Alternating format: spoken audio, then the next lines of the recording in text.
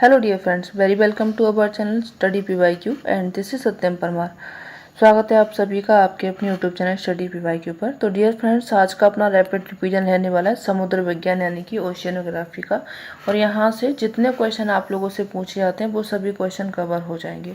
तो शुरू करेंगे जो महासागरों से जुड़े तथ्य होते हैं। तो यहाँ पे आप लोगों को याद रखना है जो प्रशांत महासागर है विश्व का सबसे बड़ा और गहरा महासागर है। और इसी में आप लोगों को एक गर्त देखने को मिलता है, ट्रेंच, जिसको आप लोग बोलते हो मेरियाना गर्त, जो कि विश्व का सबसे गहरा ट्रेंच है। और ये कहाँ पे मिलेगा? प्रशांत महासागर में। हिंद महासागर की अगर बात करें तो हिंद महासागर का सबसे बड़ा द्वीप है जिसका नाम आप लोग याद रखोगे मेडागास्कर के नाम से। और आर्कटिक महासागर ये विश्व का सबसे छोटा महासागर है। ये तथ्य आप लोग महासागरों से जुड़े याद रखोगे। आगे बढ़ें तो महासागरीय तापमान को देखा जाए तो जो महासागरीय तापमान होते हैं उनको निर्धारित करने वाले कारक आप लोगों से पूछे जाते हैं। तो क्या क्या जो महासागर का तापमान होता है उसको निर्धारित करते हैं। तो यहाँ पे अपन लोग याद रखेंगे सूर्य की मात्रा महासागर के तापमान को निर्धारित करती है, बाष्पीकरण व संघनन करता है, ऊष्मा और संतुलन करता है। स्थानीय जो मौसमी दशाएं होती हैं वो भी महासागर के तापमान को प्रभावित करती हैं। सागरी जल का घनत्व और साथ में लवणता, ये 6-7 फैक्टर जो आप लोगों को याद रखने हैं कि ये महासागरीय जो तापमान होता है उसको प्रभावित करते हैं। अन्य महत्वपूर्ण तथ्य में अपन लोग देखें कि जो विश्व है, विश्व जल की सतह का औसत दैनिक तापमांतर जो होता है वो नगण्य होता है। और विषुवत रेखा से आप लोग जाओगे ध्रुवों की ओर, तो विषुवत रेखा से ध्रुवों की ओर जाने पर जो सागरी जल का तापमान होता है वो घटता जाता है। सबसे अधिक तापमान आप लोगों को देखने को मिलेगा जो स्थल भाग से घिरे सागर होते हैं उनका तापमान ज़्यादा होता है बजाय जो खुले सागर होते हैं। व्यापारिक पवनों के कारण जो उष्णकटिबंधीय होते हैं उनमें महासागर के पश्चिमी भाग अधिक गर्म होते हैं। ठीक है, तो आपसे पूछा जाता है कि जो महासागर के पश्चिमी भाग होते हैं वो अधिक गर्म होते हैं, उसका मेन कारण क्या है? तो वहाँ पे जो व्यापारिक पवनें होती हैं उनका बहना। और जो पछुआ पवनें होती हैं, पछुआ पवनों के कारण महासागरों के पूर्वी भाग अधिक गर्म होते हैं। ठीक है, तो क्यों महासागरों के पूर्वी भाग अधिक गर्म होते हैं? तो वो पछुआ पवनों के कारण। गहराई बढ़ने के साथ में तापमान में कमी आती है। तो यहाँ पे आप लोगों को एक बात नोट करनी है कि अधिक गहराई में जाने पर जो तापमान होता है इस दर में कम हो जाता है। ठीक है, जब जब आप लोग गहराई बढ़ाओगे और गहराई बढ़ोगी तो उसके साथ में जो तापमान होता है वो कम होता चला जाता है। तो जो महासागरों का तापमान होता है गहराई में अगर देखा जाए तो उष्णकटिबंधीय और ध्रुवों पर समान होता है। ठीक है, उच्च अक्षांशों में जो सागरीय तापमान होता है वो व्युत्क्रम मिलता है, यानी कि जो सतह का तापमान होगा वो कम होगा और गहराई में जो तापमान होगा वो अधिक होगा। कारण क्यों होता है? क्योंकि यहाँ पर स्वच्छ जल होता है। ठीक है, आगे बढ़ें। आगे देखें तो महासागरीय लवणता। लवणता को देखा जाए तो जो सागरीय जल में भार और उसमें घुले पदार्थों के भार का अनुपात आप लोग क्या बोल देते हो? सागरीय लवणता बोलते हो। सागरीय लवणता की मात्रा प्रति 1000 ग्राम जल में घुले लवण की मात्रा के रूप में दर्शाया जाता है, जिसको इस तरीके से डिनोट किया जाता है। समान लवणता वाले स्थानों को मिलाने वाली रेखा को आप लोग बोलते हो समलवण रेखाएं, यानी कि आइसो हेलाइन इनको कहते हो। और जो सागर की लवणता का मापन होता है वो सेलिनोनेक्टर के द्वारा होता है। ठीक है, ये एक यंत्र है जो कि लवणता मापी यंत्र है, इसके द्वारा सागर की लवणता का मापक होता है। आगे देखा जाए तो जो सागरी जल में पाए जाने वाले लवण हैं वो आप लोगों से पूछे जाते हैं। तो कौन सा कितना पाया जाता है? सोडियम क्लोराइड ये 77.8% पाया जाता है।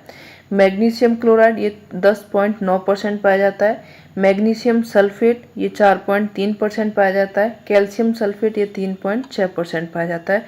इनका क्रम आप लोगों को याद रखना है, क्रम में कोई भी हेर फेर नहीं करना है। अन्य लवण जो यहाँ पे पाए जाते हैं वो पोटेशियम सल्फेट हो जाएगा, कैल्शियम कार्बोनेट हो जाएगा, मैग्नीशियम ब्रोमाइड हो जाएंगे। जो महासागरों की औसत लवणता आप लोगों से पूछी जाती है तो ये कितनी होती है? 35 ppt होती है। ठीक है, जो नदियाँ होती हैं वो लवणता को सागरों तक पहुंचाने वाले कारकों में सर्वप्रमुख होती हैं। नदियों के द्वारा क्या पहुंचता है? लवणता पहुंच जाती है सागरों में। परंतु नदियाँ क्या करती हैं? नदियों के द्वारा जो लाए गए लवण होते हैं उनमें कैल्शियम की मात्रा कितनी होती है? 60% होती है। और नदियों के जल में जो सोडियम क्लोराइड होता है वो कितना होता है? केवल 2% होता है। आगे देखें तो जो सर्वाधिक लवणता वाले क्षेत्र हैं ये आपसे पूछा जाता है, जिसमें जो वॉन लेक है इसकी आप लोग याद रखेंगे 330 ppm होता है, टर्की में है। मृत सागर की 238 है, ग्रेट साल्ट लेक की 220 है। इनके आप लोगों से क्रम पूछे जाते हैं और पूछा जाता है कहाँ पे है, तो ये आप लोगों को याद रखना है। आगे देखें तो लवणता को नियंत्रित करने वाले कारक। तो लवणता को वृद्धि करने वाले कारकों में आप लोग क्या क्या देखोगे, अगर उस क्षेत्र का तापमान ज़्यादा है, उच्च तापमान होगा तो लवणता ज़्यादा होगी। अत्यधिक गर्म और शुष्क पवन अगर वहाँ पे बह रही हैं तो भी जो लवणता होगी वो अधिक होगी। बाष्पीकरण तीव्र गति से होगा तो भी लवणता अधिक होगी। समुद्री धाराएं और लहरें ये भी लवणता को प्रभावित करते हैं। और वर्षा का अगर अभाव होगा तो भी लवणता बढ़ेगी। नदियों के द्वारा जो स्वच्छ जल है उसकी आपूर्ति अगर कम हो रही है तो भी लवणता बढ़ेगी। और स्वच्छ एवं स्पष्ट आकाश होगा तो भी लवणता बढ़ जाती है। तो ये लवणता को बढ़ाने वाले कारक हो गए। अब देखेंगे लवणता को कम करने वाले कारक। तो इनमें निम्न तापमान होना चाहिए, यानी कि जो भूमध्य रेखा पर थोड़ा सा इसका अपवाद देखने को मिलता है, यहाँ पे निम्न तापमान होगा तो लवणता ज़्यादा पहुँच जाती है। बाकी का ठंडी पवनें होनी चाहिए, बाष्पीकरण की जो गति है वो मंद होनी चाहिए, सागरीय धाराएं इफेक्ट करती हैं, नदी जल की अधिक मात्रा होनी चाहिए और अत्यधिक वर्षा, ये सभी फैक्टर्स हैं जो कि लवणता को कम करने वाले होते हैं। लवणता वितरण अगर देखा जाए तो कितना % कहाँ पे है, तो सर्वाधिक लवणता अगर उत्तरी गोलार्ध में आप लोग जाएंगे तो 20 से लेकर के 40 डिग्री अक्षांशों के मध्य में आप लोगों को सर्वाधिक लवणता देखने को मिलेगी। यहीं आप लोग दक्षिणी गोलार्ध में जाओगे तो 10 डिग्री से लेकर के 30 डिग्री अक्षांशों के मध्य में आप लोगों को सर्वाधिक लवणता देखने को मिलती है। यानी कि आप लोग एक नोट करके चलना है कि भूमध्य रेखा के आसपास के जो क्षेत्र होते हैं इनमें लवणता अधिक होनी चाहिए। क्यों होनी चाहिए? क्योंकि बाष्पीकरण की दर जो है वो यहाँ पे अधिक है। लेकिन ये जो क्षेत्र है इसमें वर्षा की भी मात्रा अधिक है, तो उसके कारण यहाँ पे क्या होता है, लवणता कम पाई जाती है। बाष्पीकरण हो रहा है लेकिन वर्षा वहाँ पे पर डे हो रही है, इसके कारण जो लवणता है वो कम हो जाती है। आगे देखें तो लवणता में भिन्नता के कारण जो स्वच्छ जल होता है इसकी आपूर्ति हो, वर्षा की मात्रा, बाष्पीकरण की दर, सागरीय धाराएं, पवन एवं समुद्री जीव हो जाएंगे। जो सागरीय लवणता होते हैं उनके स्रोत अगर देखा जाए तो नदियां होती हैं, पवनें होती हैं, सागरीय लहरें होती हैं और ज्वालामुखी क्रियाएं होती हैं, जिनके कारण सागरीय लवणता बढ़ती है। आगे देखें तो महासागरीय जलधाराएं। महासागरीय जलधारा को देखा है तो जो जलधारा की उत्पत्ति होती है उनके कारक आप लोगों से पूछे जाते हैं। तो इसमें पृथ्वी का जो कोरियोलिस फोर्स होता है वो मायने रखता है, गुरुत्वाकर्षण, तापमान में भिन्नता, महाद्वीपों का आकार, ठीक है, ये सभी फैक्टर यहाँ पे मायने रखेंगे। साथ में वायुदाब और पवनें, बाष्पीकरण और वर्षा, घनत्व में अंतर, ये सभी कारक हैं जो कि जलधाराओं की उत्पत्ति के लिए उत्तरदायी होते हैं। अब जो जलधाराएं होती हैं उनको दो प्रकार से बांटा गया है, गर्म जलधारा, ठंडी जलधारा। गर्म जलधारा में अपन लोग देखेंगे कौन कौन सी जलधाराएं। तो जो सागरीय जलधारा विषुवत रेखा से ध्रुवों की ओर चलेंगी, ठीक है, ये आपका पृथ्वी हो जाएगी, ये आपकी विषुवत रेखा हो जाएगी, यहाँ पे ध्रुव हो जाएगा। जो आपकी जलधाराएं विषुवत रेखा से ध्रुवों की ओर चलेंगी ये तो कैसी होंगी, गर्म होंगी। और जो ध्रुवों से चलेंगी विषुवत रेखा की तरफ में, ये जलधाराएं आप लोगों की ठंडी होंगी। इतना आप लोगों को याद रखना है। तो जो गर्म जलधारा है उनको देखना है, जैसे कि क्यूरोशिवो की धारा ये गर्म हो जाएगी, अलास्का की धारा, सुशिमा धारा, अल्निनो की धारा, फ्लोरिडा की धारा, गल्फ स्ट्रीम, ब्राजील की धारा, रेनेल की धारा, एंटीलीज की धारा, मोजाम्बिक, अग्लुहास और ग्रीष्मकालीन मानसून प्रवाह, ये सभी जलधाराएं आप लोगों की गर्म जलधाराएं हो जाएंगी। जबकि ठंडी जलधाराओं में अपन लोग देखें जो कि ध्रुवों से आ रही है विषुवत रेखा की तरफ में, तो यहाँ पे आप लोगों की क्यूराइल, जिसको आप लोग ओयोशिवो धारा बोलते हो, कैलिफोर्निया की धारा, हम्बोल्ट की धारा, ओखोटस्क धारा, लेब्राडोर, कनारी जलधारा, बेंगुएला जलधारा, फॉकलैंड जलधारा, सोमाली जलधारा, शीतकालीन मानसून प्रवाह और दक्षिणी हिंद धारा, ये सभी आप लोगों की जलधाराएं जो है वो ठंडी हो जाएंगी। आगे देखें तो जो महासागर हैं, महासागरीय धाराओं की उत्पत्ति तथा गति को प्रभावित करने वाले कारक।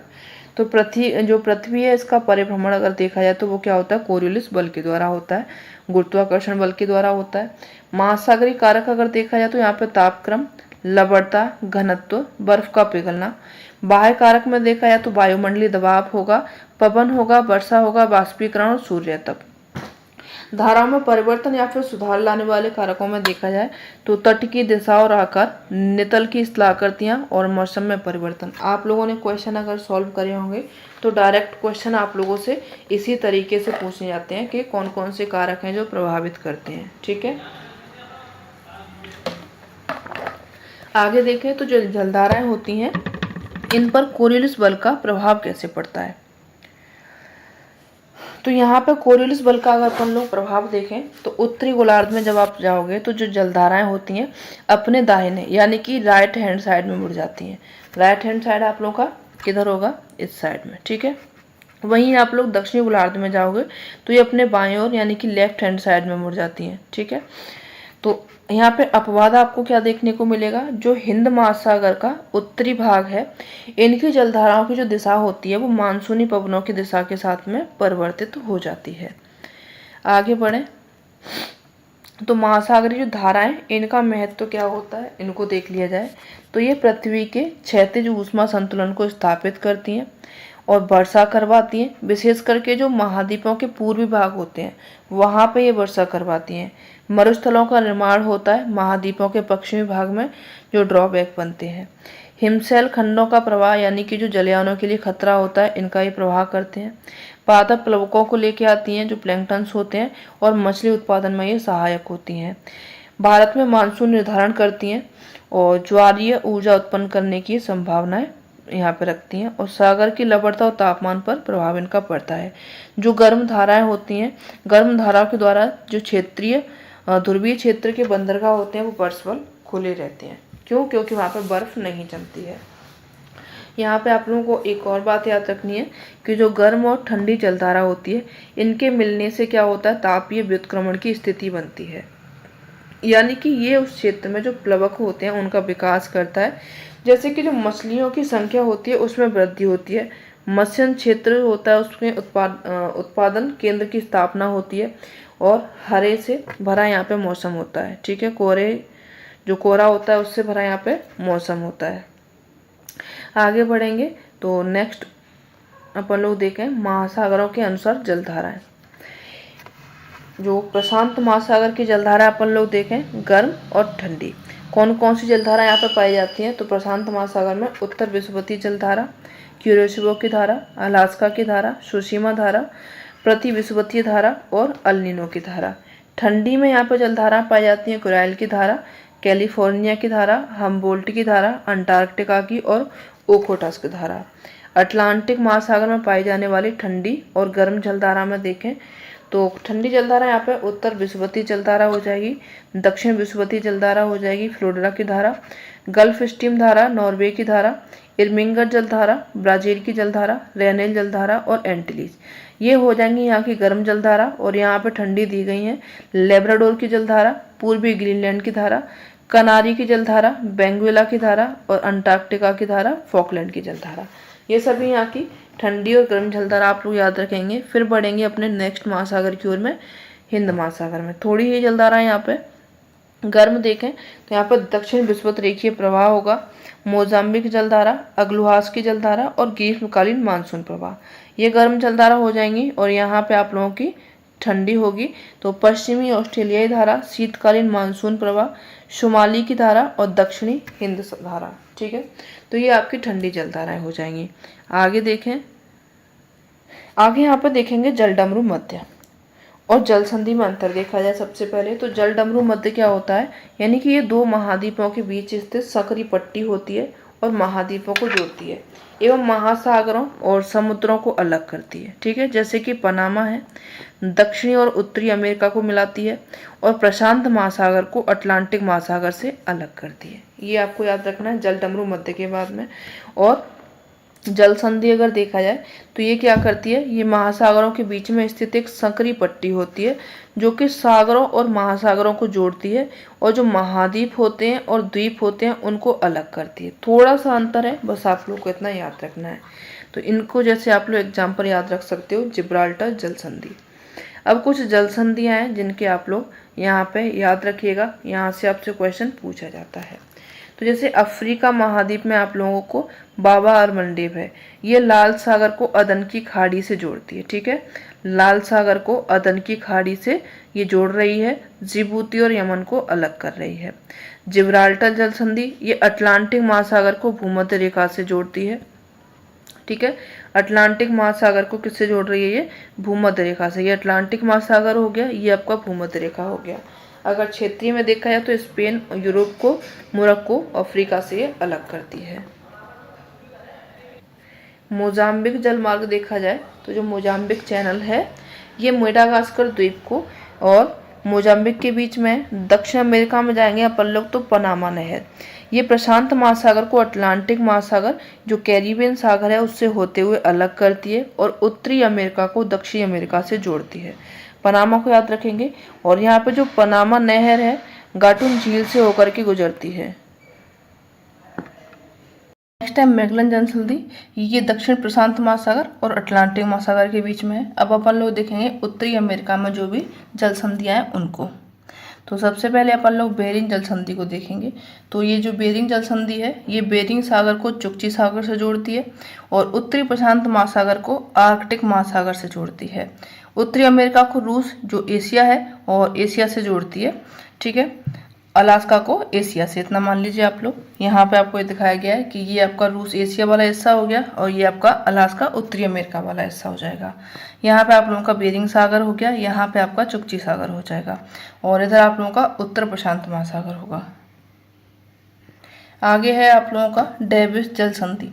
डेविस जल संधि ये बैफिन की खाड़ियों और अटलांटिक महासागर को जोड़ती है और ग्रीनलैंड और कनाडा के बीच में स्थित है। हडसन जल संधि ये हडसन की खाड़ी को अटलांटिक महासागर से जोड़ती है। फ्लोरिडा जल संधि ये मैक्सिको की खाड़ी एवं अटलांटिक महासागर को जोड़ती है और क्यूबा और अमेरिका को ये अलग करती है। ऑस्ट्रेलिया में आएंगे अपन लोग तो ऑस्ट्रेलिया में यहाँ पे आपकी बॉस जल संधि है। बॉस जल संधि ये आपको तस्मान सागर और हिंद महासागर को जोड़ती है। तस्मानिया को ऑस्ट्रेलिया से अलग करती है। यहाँ पे आप लोगों को दिखाया गया है कि ये आपकी बॉस जल संधि हो जाएगी। हिंद महासागर में है ये। तस्मानिया आप लोगों का साउथ में जाएगा, ऑस्ट्रेलिया नॉर्थ में हो जाएगा। यहाँ पे आप लोगों का तस्मान सागर है जो कि प्रशांत महासागर में। ठीक है, इधर हिंद महासागर है, इधर प्रशांत महासागर है। टॉर्स जल संधि, टॉर्स जल संधि ये आराफुरा सागर को कोरल सागर से जोड़ती है। पापुआ न्यू गिनी को ऑस्ट्रेलिया से अलग करती है। यहाँ पे आप लोग इसको देख सकते हो कि ये आपकी कोरल सागर हो जाएगा, ये आपकी टॉर्स जल संधि है। इधर आपका आराफुरा सागर हो जाएगा। पापुआ न्यू गिनी को अलग कर रही है किससे? ऑस्ट्रेलिया से।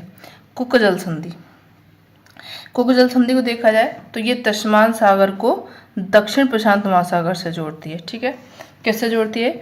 दक्षिण प्रशांत महासागर से। और यह न्यूजीलैंड के उत्तर द्वीप को दक्षिण द्वीप से अलग करती है।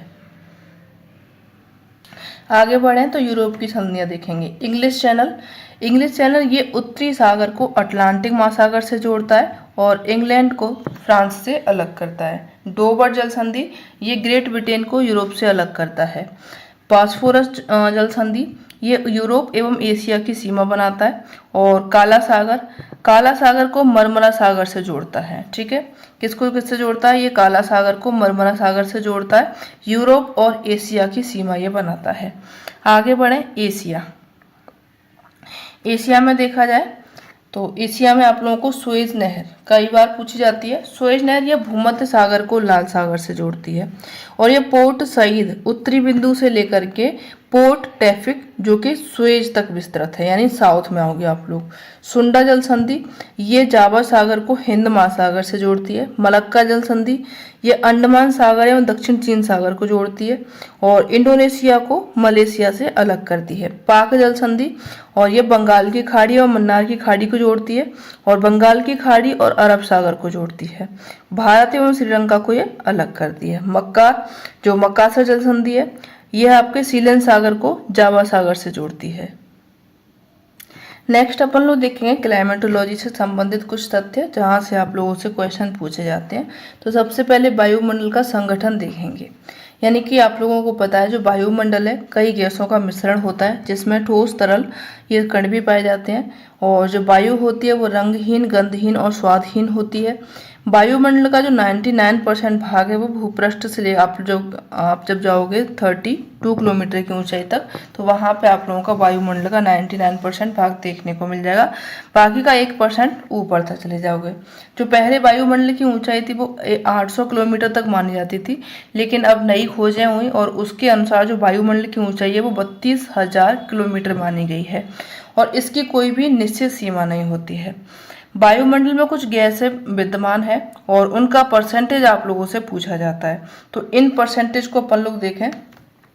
सबसे ज़्यादा जो परसेंटेज देखने को मिलता है वो नाइट्रोजन का कितना मिलता है, 78.08%, ऑक्सीजन का 20.94%, आर्गन का 0.93%, कार्बन डाइऑक्साइड का 0.03%, नियॉन का 0.0018%, हीलियम का 0.0005%, ओजोन का 0.4x06% एंड हाइड्रोजन का 0.4x05%।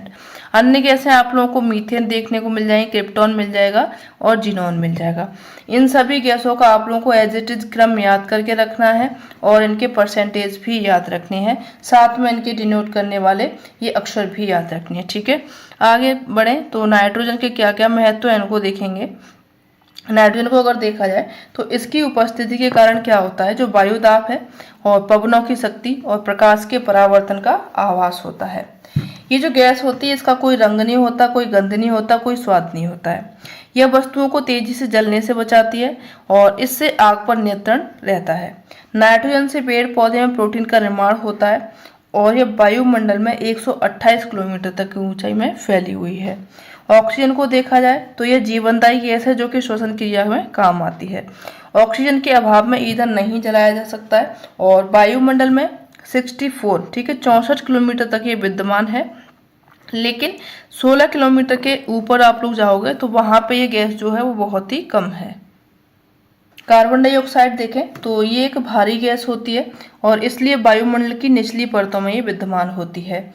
यह पेड़ पौधों के लिए प्रकाश संश्लेषण में आवश्यक गैस होती है और ये सूर्य से आने वाली जो विकिरण होती हैं उनके लिए पारगम्य होती है, और जो पृथ्वी की पार्थिव विकिरण होता है जो वापस जाता है उसके लिए गैस जो होती है वो अपारगम्य होती है।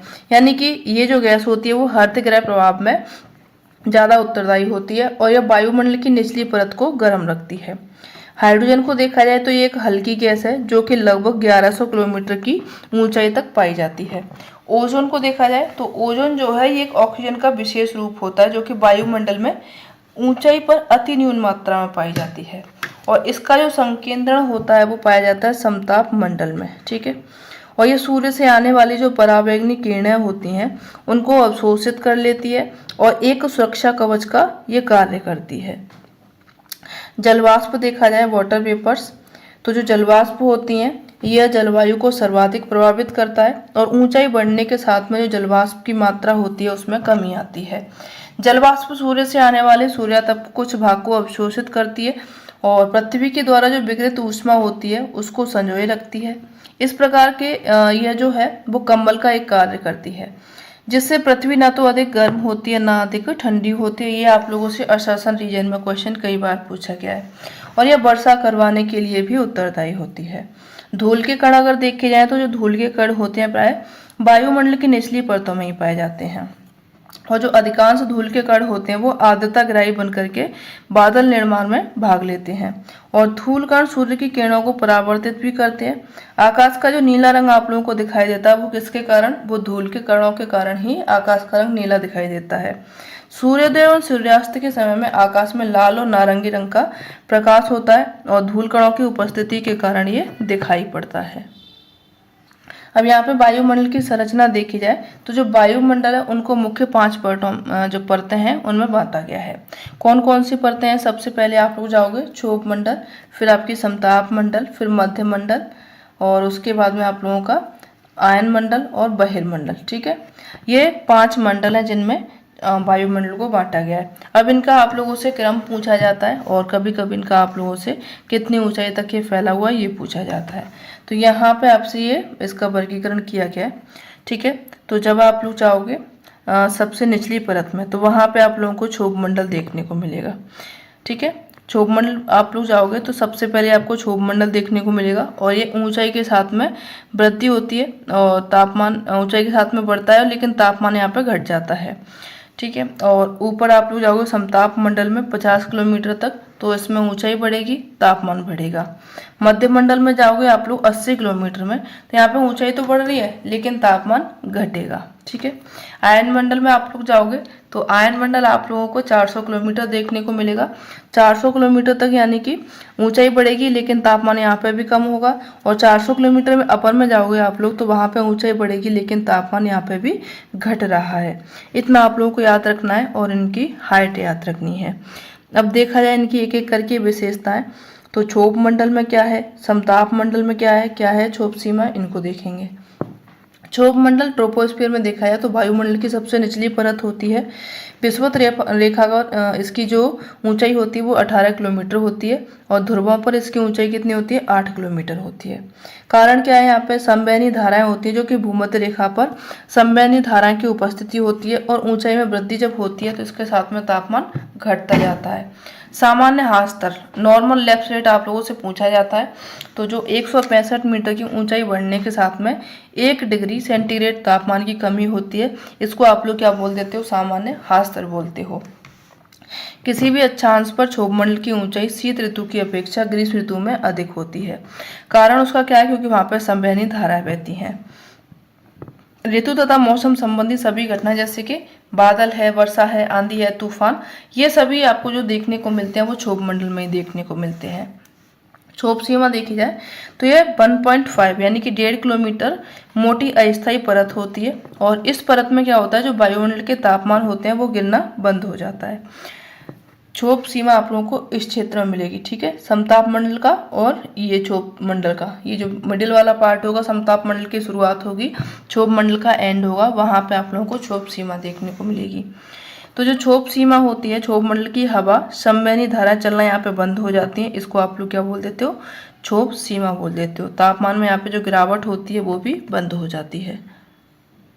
समताप सीमा देखी जाए तो जो समताप सीमा जिस तरीके से क्षोभ सीमा थी उसी तरीके से समताप सीमा होगी जब समताप मंडल का एंड होगा और मध्य मंडल की शुरुआत होगी।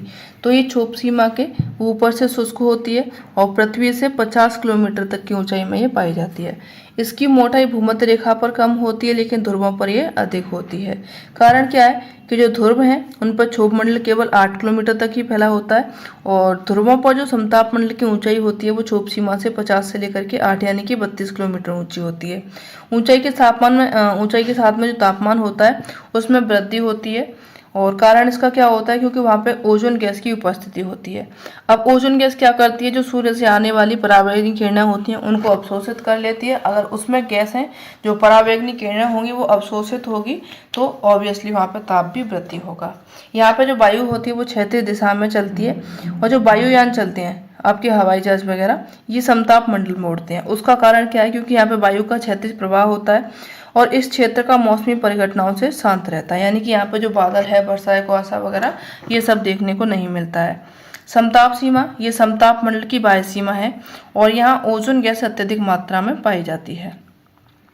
मध्य मंडल देखा जाए तो जो मध्य मंडल है यह समताप मंडल के ऊपर में स्थित है और इसका विस्तार 80 किलोमीटर तक पाया जाता है। ऊंचाई के बढ़ने के साथ में यहाँ पर तापमान में गिरावट आती है, इसमें आप लोगों को इतना याद रखना है। आयन मंडल में देखा जाए तो यह मध्य मंडल के ऊपर 400 किलोमीटर तक आयन मंडल पाया जाता है। यहाँ पर जो उपस्थित गैस हैं इनके कारण विद्युत अवशोषित इलेक्ट्रिसिटी चार्ज होते हैं और वायुमंडल की इसी परत के द्वारा रेडियो तरंगों को परावर्तित किया जाता है। यहाँ से क्वेश्चन आप लोगों से पूछा जाता है कि जो रेडियो तरंगें हैं वो परावर्तित होती हैं कहाँ से, तो ये आपको याद रखना है, वायु आयन मंडल से आप लोगों की जो रेडियो तरंगें हैं वो परावर्तित होती हैं। आगे और देखें तो जो आयन मंडल होती है उसमें ऊंचाई में वृद्धि के साथ में तापमान में भी वृद्धि होती है। उसका कारण क्या है कि जो वायु के कण होते हैं वो विद्युत अवशोषित कर लेते हैं, जिसके कारण जो आयन मंडल होता है उसमें तापमान में वृद्धि हो जाती है। आयन मंडल को जो 3 छोटी छोटी परतों में बांटा गया है वहां से आपसे क्वेश्चन पूछा जाता है। D layer, E layer, F layer. D layer जो है ये 60 से लेकर के 99 किलोमीटर के बीच में स्थित है और इस परत में क्या होता है, जो रेडियो तरंगें होती हैं इनकी दीर्घ तरंगे वाली तरंगों को परावर्तन होता है। ई लेयर में इस परत में जो रेडियो तरंगों की मध्यम तरंग दैर्ध्य वाली जो तरंगें होती हैं उनका परावर्तन होता है, और एफ लेयर से इस परत में जो रेडियो तरंग होती हैं उनकी लघु तरंग दैर्ध्य वाली तरंगों का परावर्तन होता है। बस इतना आप लोगों को इसमें याद रखना है। आगे आपका 5वां मंडल आएगा बहिर्मंडल।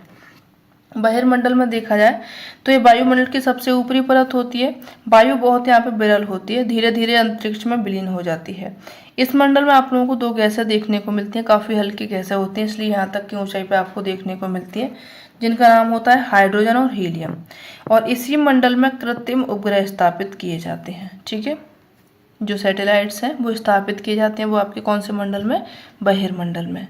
ठीक है, सूर्यातप। सूर्यातप यानी इंसोलेशन, जो पृथ्वी की सतह पर आने वाली सौर विकिरण होती है उसको आप लोग सूर्यातप कहते हो।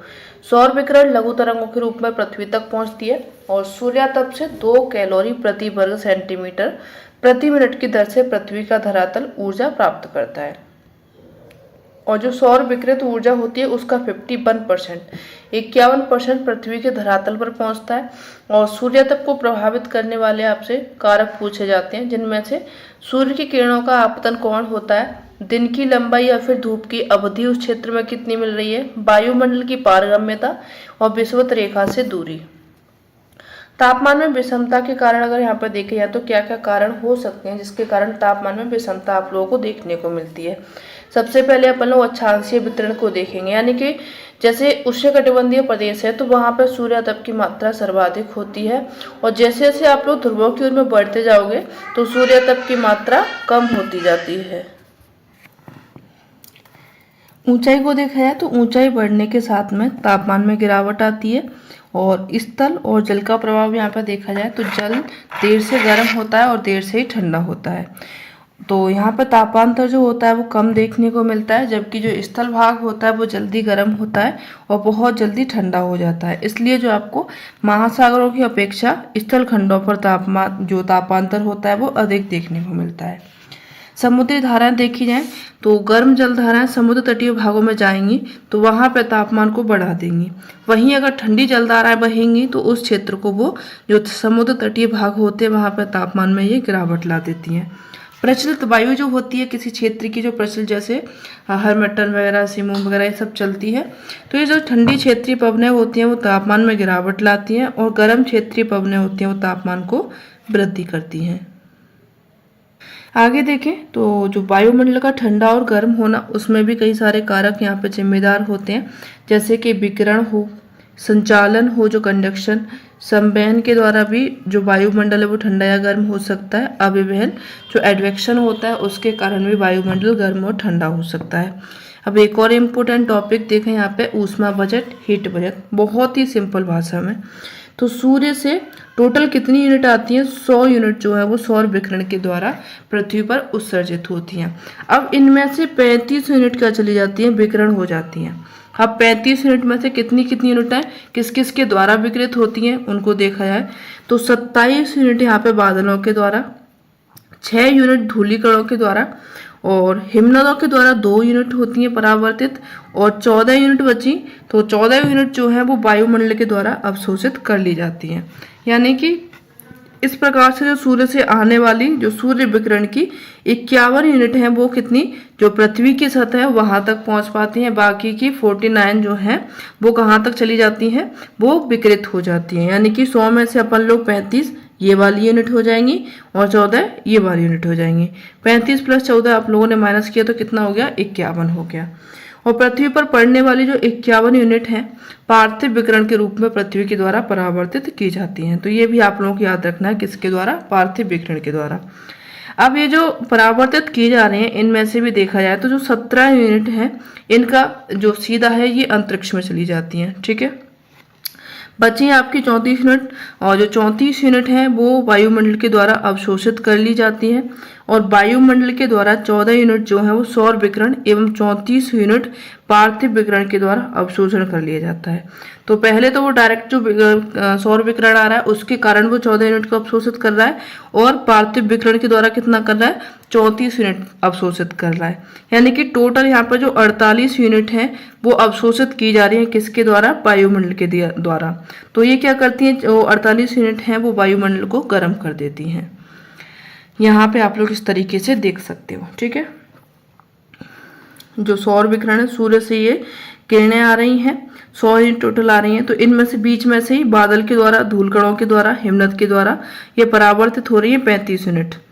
और बीच में आने से पहले ही वायुमंडल के द्वारा अवशोषित कर ली गई 14 यूनिट। फिर भी पृथ्वी के पास में 51 यूनिट आई। 51 में से 17 चली गई पूरा कहाँ पे, अंतरिक्ष में, और 34 यूनिट बची वो वायुमंडल के पास में अवशोषित हो गई। आगे देखें वायुमंडलीय दाब। वायु दाब क्या होता है? जो वायुमंडलीय दबाव का अर्थ होता है किसी दिए गए स्थान तथा समय पर वहां की हवा को स्तंभ का भार। वायु दाब मापन देखा जाए तो बैरोमीटर में प्रति इकाई क्षेत्र पर पड़ने वाले बल के रूप में ये मापा जाता है, और दाब की जो इकाई होती है वो मिलीबार होती है। बैरोमीटर में वायु दाब की तेजी से गिरावट तूफान का संकेत देता है, और बैरोमीटर के पाठन का पहले गिरना या फिर धीरे धीरे बढ़ना वर्षा का संकेत देता है। और बैरोमीटर के पाठन का जो लगातार बढ़ना प्रति चक्रवात और साफ मौसम का संकेत देता है। ठीक है, गिरने पे क्या है, जो वर्षा वगैरह है इसका संकेत देगा, और जब उसका जो यूनिट है वो बढ़ेगी यानी कि प्रति चक्रवात और साफ मौसम होगा। समदाब रेखाएं देखा जाए आइसोबार्स, तो ये वो काल्पनिक रेखाएं होती हैं जो समान वायुदाब वाले स्थानों को मिलाती हैं, इनको आप लोग समदाब रेखाएं बोलते हो। वायुदाब या फिर वायुमंडलीय दाब को मौसम के पूर्वानुमान का सूचक माना जाता है। आगे देखें तो यहाँ पे जो वायुमंडलीय दाब को प्रभावित करने वाले कारक यहाँ पे दिए गए हैं।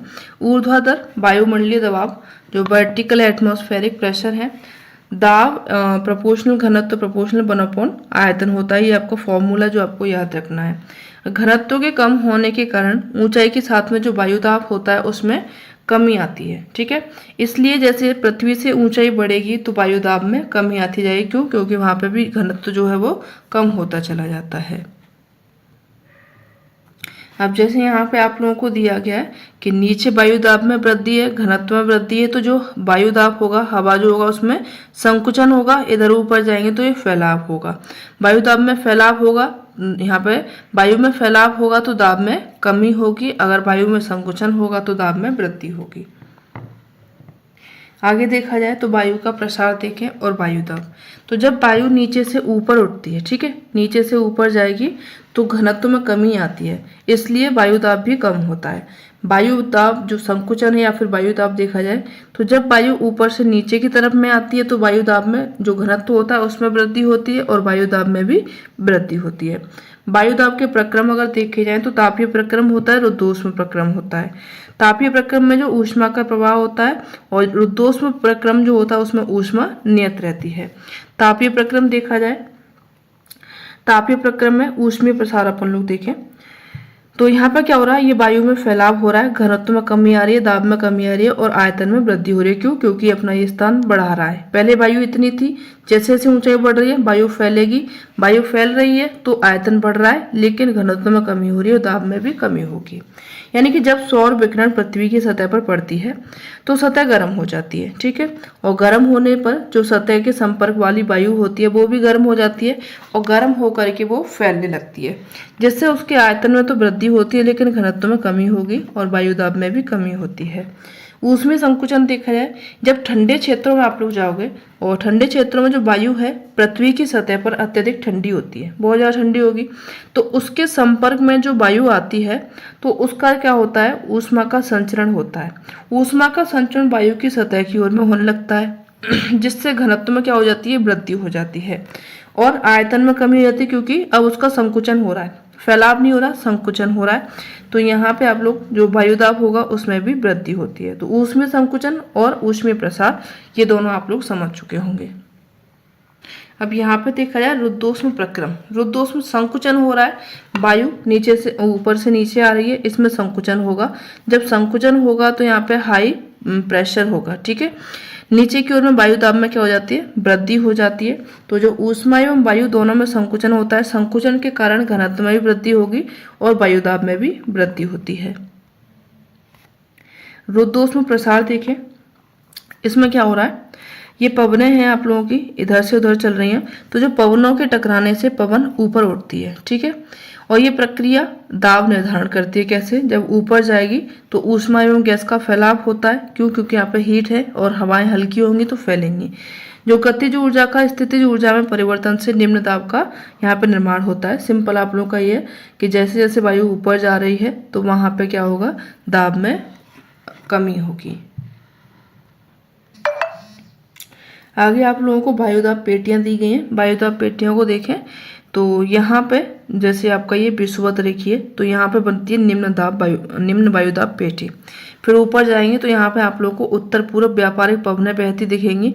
इसके ऊपर में बनता है उपोष्ण कटिबंध उच्च वायुदाब पेटी। ठीक है, यहाँ पे निम्न बनेगा और यहाँ पे आपका हाई बनेगा, उच्च बनेगा। ऐसे ही आप लोगों का दक्षिण में आएंगे तो यहाँ पर दक्षिण पूर्व व्यापारिक पवनें होंगी जो कि कहाँ से चल रही हैं, दक्षिण से पूरब में चल रही हैं। और इधर आप लोगों का उपोष्ण कटिबंध उच्च वायुदाब पेटी होगा। इससे ऊपर जाएंगे तो वहां पे आप लोगों की पछुआ पवनें चलती हैं। ठीक है, पछुआ पवनें चलेंगी, इसके ऊपर में निम्न वायुदाब बनता है, यानी कि उप ध्रुवीय निम्न वायुदाब क्षेत्र बनता है।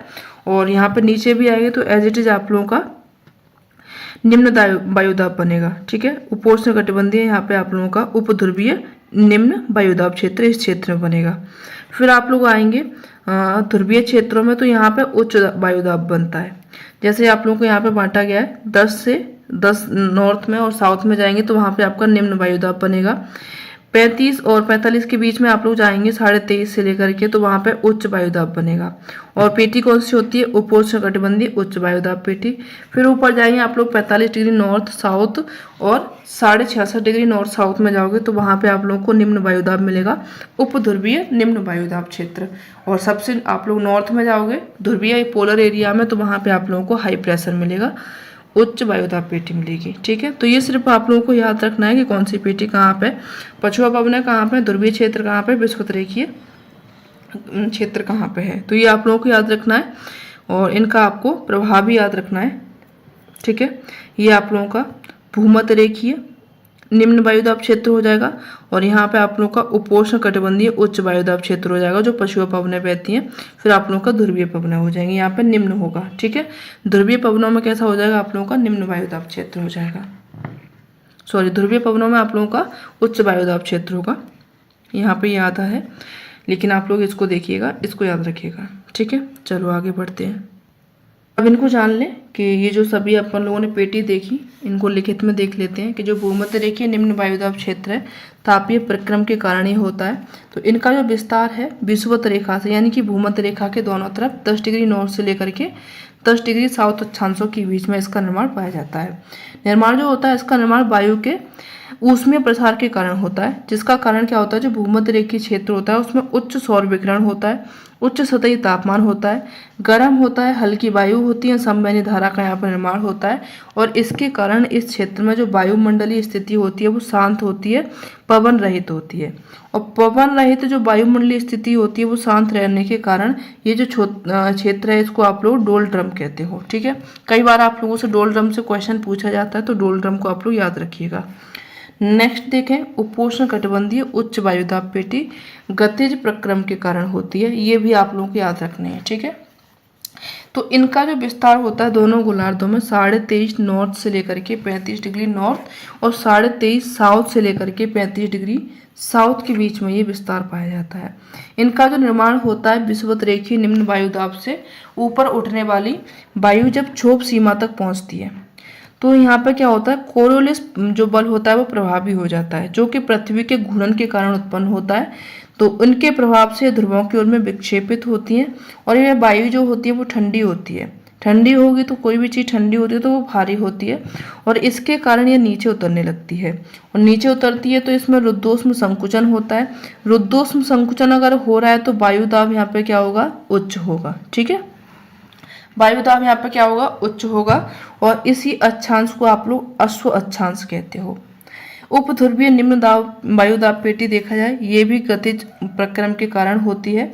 तो इसमें इसका जो विस्तार होता है दोनों गोलार्धों में आप लोग जाओगे 45 डिग्री नॉर्थ से 66.5 डिग्री नॉर्थ साउथ में जाओगे तो वहाँ पे आप लोग को इसका विस्तार देखने को मिलता है। निर्माण इसका देखा जाए तो इसका जो निर्माण होता है वो पछुआ पवनें एवं ध्रुवीय पवनों के उस क्षेत्र में टकराने के कारण होता है। दोनों पवनें टकराती हैं और पवनों के टकराने से वायु ऊपर उठती है। रुद्धोष्म प्रसार होगा, रुद्धोष्म अगर प्रसार हो रहा है तो हल्की होंगी वायु, गर्म होती है तो यहाँ पे जो प्रेशर बनता है वो निम्न वायुदाब का बनेगा।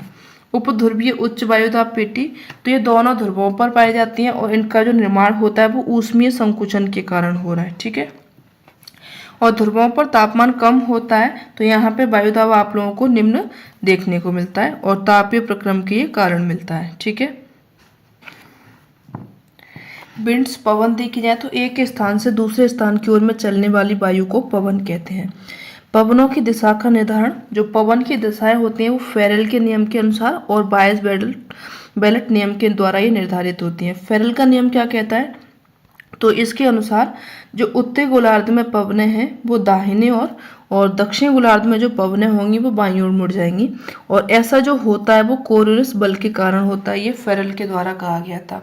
जो भूमध्य रेखा पर यहाँ पे आप लोगों को याद रखना है कि कोरियोलिस बल जो होता है उसका प्रभाव शून्य होता है, लेकिन जैसे जैसे आप लोग भूमध्य रेखा से ध्रुवों की ओर में जाओगे तो वहां पर ये अधिकतम होता है। यानी कि जो भूमध्य रेखा पर पवनों की दिशा में कोई भी विक्षेप नहीं होगा, लेकिन ध्रुवों पर यह अधिकतम विक्षेप होगा।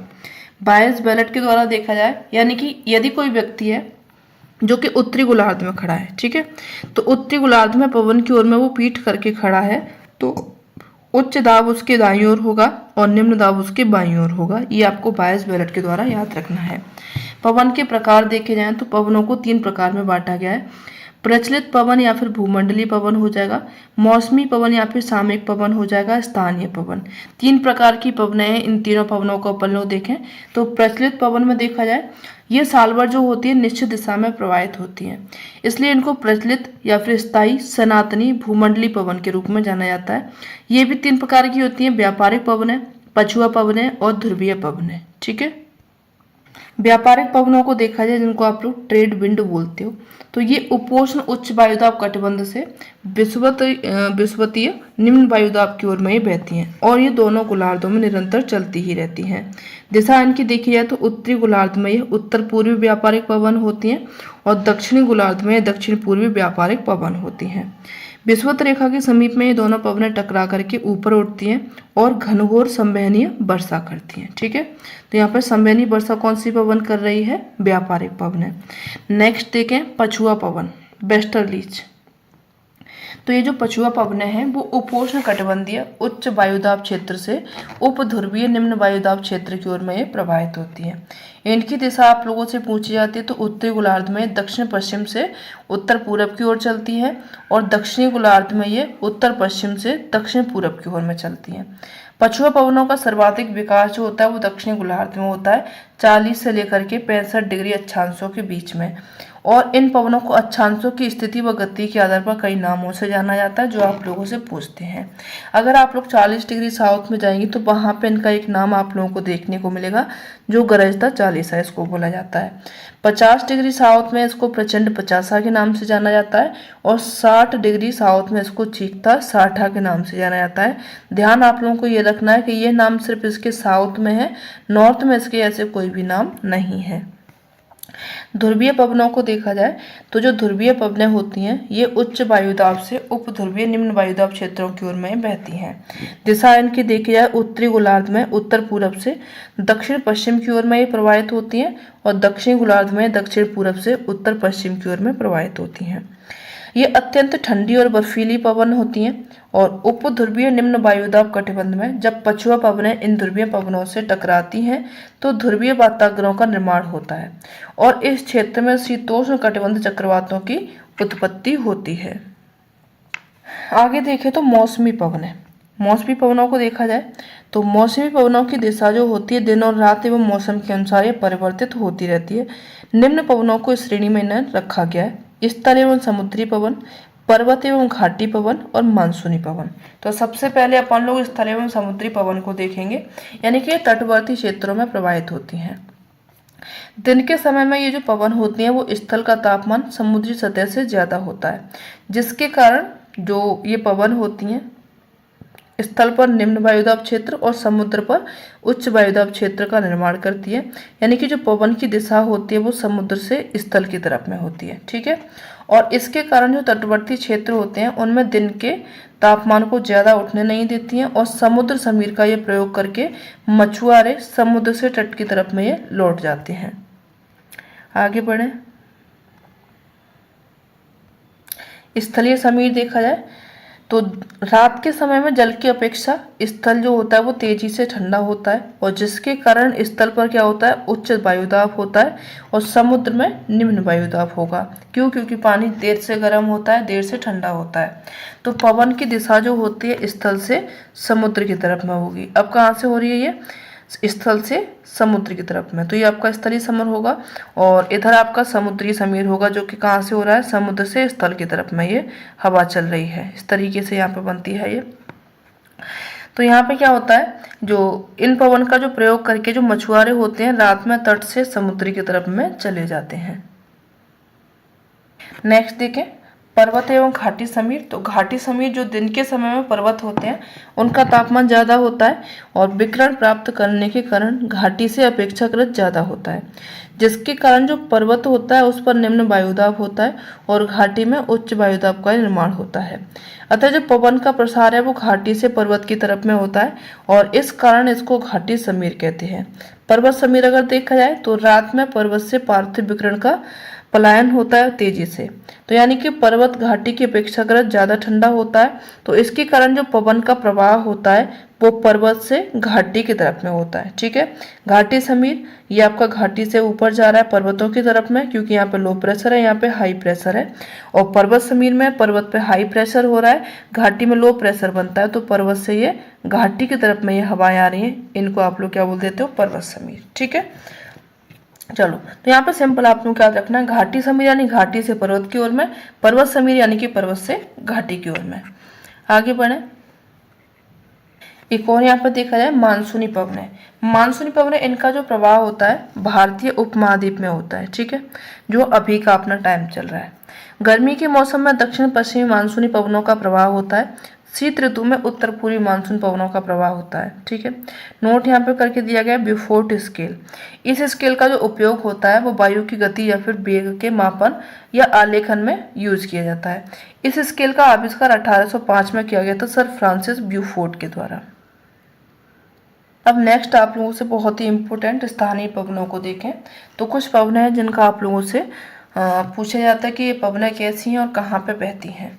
तो सबसे पहले अपन लोग देखेंगे चिनूक को, जो कि रॉकी पर्वत के पूर्वी ढालों के सहारे चलती है, गर्म है और शुष्क पवन है। फोन देखा जाए आल्प्स पर्वत के उत्तरी ढाल के सहारे चलती है, ये भी गर्म पवन है और शुष्क है। स्विट्जरलैंड में इससे क्या होता है, सुहाना मौसम होता है, अंगूर की फसल के लिए काफी ज्यादा ये उपयोगी होती है। सिरोको सहारा रेगिस्तान में उत्तरी दिशा में स्पेन इटली तक गर्म और शुष्क पवन होती है, धूल भरी आंधी करती है। अन्य नाम इसके खमसिन होता है मिस्र में, गिबली होती है लीबिया में, चिली इसको ट्यूनिसिया में कहा जाता है। ब्लैक रोलर ये उत्तरी अमेरिका में चलने वाली गर्म और धूल भरी शुष्क पवन है। सिमूम अरब के रेगिस्तान में चलने वाली ये भी गर्म और शुष्क हवा है। हबूब उत्तरी सूडान में चलने वाली गर्म और शुष्क पवन है। हरमट्टन सहारा से गिनी की तट में चलती है, अफ्रीका के पश्चिम दिशा की तरफ में, और गर्म और शुष्क पवन है ये। बिक्रफील्डर देखा जाए तो ऑस्ट्रेलिया में चलने वाली उष्ण और शुष्क हवा है। आगे देखा जाए नॉर्वेस्टर ये उत्तरी न्यूजीलैंड में चलने वाली ये भी गर्म और शुष्क हवा हो जाएगी। सेंटा आना कैलिफोर्निया में चलने वाली गर्म और शुष्क हवा है। जोंडा अर्जेंटीना और उरुग्वे में एंडीज के मैदानों में चलती है। और मिस्टल रोन नदी की घाटी में बहती है, स्पेन व फ्रांस को प्रभावित करती है, ठंडी है और ध्रुवीय हवा है ये। भोरा ये एड्रियाटिक सागर के पूर्वी किनारे पर चलती है, इटली व यूगोस्लाविया को ये प्रभावित करती है, ये शुष्क और ठंडी हवा है। ब्लिजार्ड साइबेरिया कनाडा यूएसए को प्रभावित करती है, और बर्फ के कणों के युक्त ये ध्रुवीय हवा है, यानी कि जब ये चलती है तो बर्फ के कण उड़ते हैं। पेम्पेरो अर्जेंटीना चिली उरुग्वे में बहने वाली ये भी ठंडी हवा है। और ज्यूरन ये जूरा पर्वत जो स्विट्जरलैंड में है, इससे इटली की तरफ में चलती है, ठंडी पवन है। आगे देखें तो जेट स्ट्रीम्स। जेट जो धारा होती है उच्च तलीय संकीर्ण और क्षैतिज अक्ष के सहारे तीव्र गति से प्रवाहित होने वाली भूव्यावर्ती जियोस्ट्रॉपिक विंड है। ठीक है, तो यहाँ पे आप लोगों को एक तो ये याद रखना है कि क्षैतिज अक्ष पर चलती है। कई बार लंबवत दिया जाता है तो लंबवत आप लोगों का गलत हो जाएगा। और ये क्षोभ सीमा के निकट में प्रवाहित होती हैं। सामान्यतः इनकी गति जो होती है 150 से लेकर के 200 किलोमीटर तक रहती है, परंतु कोर पर इनकी जो गति होती है वो सर्वाधिक 325 किलोमीटर तक मिलती है। और मध्य अक्षांशों में जाओगे तो वहाँ पर 30 से 35 अक्षांशों के बीच में इनकी गति सबसे ज़्यादा होती है। जो जेट धाराएं होती हैं सामान्यतः उत्तरी गोलार्ध में ही मिलती हैं। इसका कारण क्या है? क्योंकि यहाँ पे स्थलीय भाग अधिक है, तापमान में अंतर अधिक होता है और इससे क्या होता है, यहाँ पे दाब प्रवणता अधिक होती है, जिसके कारण ये पवनें जो हैं वो ज्यादातर आप लोगों को उत्तरी गोलार्ध में देखने को मिलती हैं। दक्षिणी गोलार्ध में ध्रुवों पर सक्रिय होती हैं और अन्य अक्षांशों में बहुत ही कम इसका प्रभाव होता है। जेट हवाओं का प्रवाह जो होता है पथ सीधा ना होकर के सर्पिलाकार होता है, और यानी कि विसर्पाकार, जैसे मियंडर्स बनते हैं ना, इस तरीके से होता है। और ये परध्रुवीय जो सर्कमपोलर वायुधाराएं होती हैं। जेट वायुधाराओं को रोसवी लहरों के नाम से भी जाना जाता है, कई बार आप लोगों से पूछा गया है। उत्पत्ति का कारण क्या है इसका? तो यहाँ पे जाना है उत्पत्ति का कारण। जो जेट धाराएं होती हैं या फिर पछुआ या फिर अर्ध पछुआ हवाएं होती हैं, क्वासी वेस्टर्ली जिनको कहा जाता है, जो कि ऊपरी वायुमंडल में उष्ण एवं ठंडी वायु राशियों के बीच में वातावरणीय क्षेत्रों में दाब की क्षेत्रीय प्रवणता में अंतर तथा कोणीय संवेग संरक्षण के कारण ये अस्तित्व में आती हैं। वायु दाब प्रवणता और संवेग संरक्षण के कारण ये ज्यादातर आपको देखने को मिलती हैं। और जेट धाराओं के प्रकार अगर लोग देखें तो प्रकारों में ध्रुवीय रात्रि जेट हो जाएंगे, ध्रुवीय वाताग्रीय जेट हो जाएंगे, उपोष्ण पछुआ जेट हो जाएंगे और उपोष्ण कटिबंधीय पूर्वी जेट हो जाएंगे। अब इन जेटों को अपन लोग देखें, ध्रुवीय रात्रि जेट जो कि आपको उत्तरी और दक्षिणी गोलार्धों में 60 डिग्री अक्षांशों में ध्रुवों के बीच में मिलती हैं। ध्रुवीय वाताग्रीय जेट, इनका जो संबंध होता है ध्रुवीय वाताग्रोह से होता है। ये आपको 30 से लेकर के 70 डिग्री उत्तरी अक्षांशों में क्षोभ सीमा पर मिलते हैं, और इनकी जो गति होती है वो 150 से लेकर के 300 किलोमीटर पर आवर तक होती है, और इनको रोसवी तरंगें कहती है। उपोष्ण पछुआ जेट ये 20 से लेकर के 35 डिग्री उत्तरी अक्षांशों के बीच में मिलती है। इनकी गति सर्वाधिक होती है 340 से लेकर के 385 किलोमीटर पर आवर तक इनकी गति होती है। और इनकी जो मुख्य उत्पत्ति का कारण है वो है विषुवत रेखीय क्षेत्र में तापीय संवहन क्रिया के कारण ऊपर उठी हुई वायु का क्षोभ सीमा पेटी में उत्तर पूर्वी प्रवाह होता है।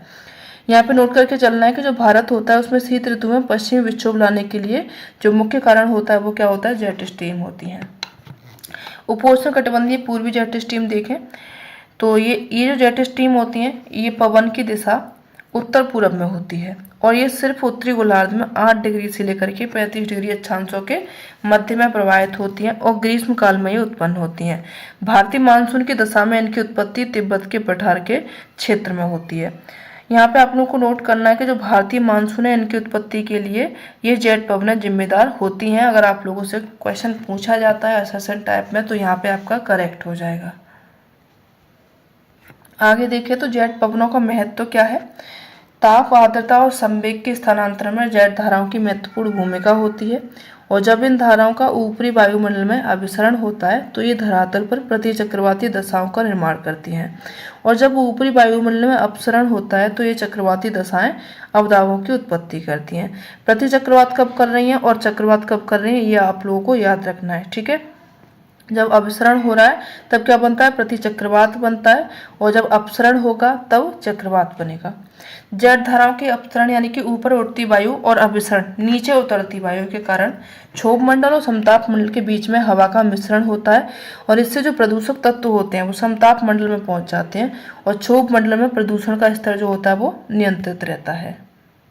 आगे देखें चक्रवात, साइक्लोन, इनकी विशेषता क्या होती है? तो ये जो चक्रवात होते हैं निम्न वायुदाब के केंद्र होते हैं, यानी केंद्र में निम्न वायुदाब होगा और केंद्र में जो वायुदाब सबसे कम होता है। चक्रवात में पवन परिधि से केंद्र की ओर में चलती है, ठीक है। कहाँ पर चलेगी? परिधि से केंद्र की ओर में चलेगी। इनकी दिशा अगर उत्तरी गोलार्ध में देखी जाए तो घड़ी की सुइयों के विपरीत होती है, और दक्षिणी गोलार्ध में देखी जाए तो घड़ी की सुइयों के सामने होती है, यानी कि जैसे क्लॉकवाइज होती है, उन्हीं की घड़ी की सुइयों के समान होती है। इनका जो आगमन होता है, आगमन पर आकाश में सबसे पहले पक्षाभ मेघ दिखाई देते हैं, और वायुमंडल तेजी से गिरता है। जो वायुदाब होता है वो तेजी से गिरेगा। चंद्रमा और सूर्य के चारों तरफ प्रभाव मंडल दिखाई देने लगता है, और वायु की दिशा होती है वो पूरब से दक्षिण पूरब होने लग जाती है। अब यहाँ पे आप लोगों को शीतोष्ण चक्रवात और उष्ण कटिबंधीय चक्रवात देखने हैं, जहाँ से आपसे क्वेश्चन पूछे जाते हैं। इनको थोड़ा सा छोटा कर लेंगे तो आपको कंप्लीट दिख जाएगा। अब यहाँ पर शीतोष्ण कटिबंधीय चक्रवात में देखें तो इनकी उत्पत्ति जो होती है वो शीतकाल में होती है, दो विपरीत वाताग्रोहों के मिलने से। क्षेत्र इनके शीतोष्ण कटिबंधीय भाग होता है, आकार इनका वृत्ताकार होता है, समयावधि कुछ महीनों तक इनका बना रहना होता है। उत्पत्ति समय शीत ऋतु में होता है। ऊर्जा वायु राशि के घनत्व में अंतर पर यह निर्भर होता है। आंख यानी कि जो इनका चक्षु होता है वो कम दाब होता है, वर्षा नहीं होती है और आकाश यहाँ पर साफ रहता है। तापमान अगर देखा जाए तो वातावरण के अलग अलग खंडों में अलग अलग तापमान होता है। दिशा जो होती है पछुआ पवनों के प्रभाव से पश्चिम से पूर्व इनकी दिशा होती है। उष्णकटिबंधीय चक्रवातों को देखा जाए तो इनकी उत्पत्ति जो होती है महाद्वीपीय और महासागर के मिलन क्षेत्र में ग्रीष्म काल में तापीय कारणों से होती है। क्षेत्र इनके देखा जाए तो उष्णकटिबंधीय क्षेत्रों में भूमध्य रेखा के दोनों ओर 5 डिग्री अक्षांशों को छोड़कर के आप लोग जाएंगे तो वहां पे आप लोगों को उष्णकटिबंधीय चक्रवात देखने को मिल जाएंगे। आकार इनका वृत्ताकार ही होता है। समयावधि कुछ दिनों तक ये जीवन रहता है इनका। उत्पत्ति इनकी ग्रीष्म ऋतु में होती है। ऊर्जा संघनन की इसमें गुप्त ऊर्जा का महत्व होता है। आंख इनका देखा जाए यानी कि जो चक्षु होता है वहां पे वायु प्रवाह शांत होता है और कहीं यहाँ पे वर्षा होती है। तापमान अगर देखा जाए तो केंद्र में समान तापमान होता है। समदाब रेखाओं की संख्या कम होती है। दिशा अगर देखा जाए तो व्यापारिक पवनों के कारण पूरब से पश्चिम होती है और ये पश्चिम से पूरब होते हैं। इसमें वाताग्र अनुपस्थित रहते हैं लेकिन इसमें वाताग्र बनते हैं। और अन्य नाम यहाँ के हरिकेन यूएसए में कहा जाता है, टाइफून चीन में कहा जाता है, टोर्नेडो यूएसए में कहा जाता है और बिलीबिली ऑस्ट्रेलिया में कहा जाता है। ये नाम आप लोग को याद रखने हैं उष्णकटिबंधीय चक्रवातों के। प्रति चक्रवात देखे जाए तो ये चक्रवात जो होते हैं पूर्णतः विपरीत होते हैं। ठीक है, 1 मिनट इनको थोड़ा सा बड़ा कर लें। चलिए, तो ये जो प्रति चक्रवात अगर देखा है ये चक्रवात पूर्णतः विपरीत होते हैं चक्रवातों से। केंद्र में यहाँ पे उच्च वायुदाब देखने को मिलेगा, परिधि पर निम्न वायुदाब। हवाएं केंद्र से परिधि की ओर में चलती हैं और भूमध्य रेखा का जो क्षेत्र होता है उनमें प्रति चक्रवातों का सर्वथा अभाव पाया जाता है, किंतु उपोष्ण कटिबंधीय उच्च वायुदाब वाले क्षेत्रों में सर्वाधिक प्रति चक्रवातों का निर्माण होता है। प्रति चक्रवातों में वाताग्रों का निर्माण नहीं होता है और प्रति चक्रवात में मौसम साफ होता है, सुहावना होता है और प्रति चक्रवात काफी विस्तृत होते हैं। इनका व्यास चक्रवातों से अधिक होता है। इनके मार्ग एवं दिशा भी अनिश्चित होती है। प्रति चक्रवातों के आने पर वर्षा की संभावना समाप्त हो जाती है और प्रति चक्रवात स्थिति में आसमान बादल यहाँ पे रहता है। ठीक है, आसमान जो होता है वो एकदम आसमानी आप लोग बोल दीजिए। ठीक है, आसमानी बादल होते हैं।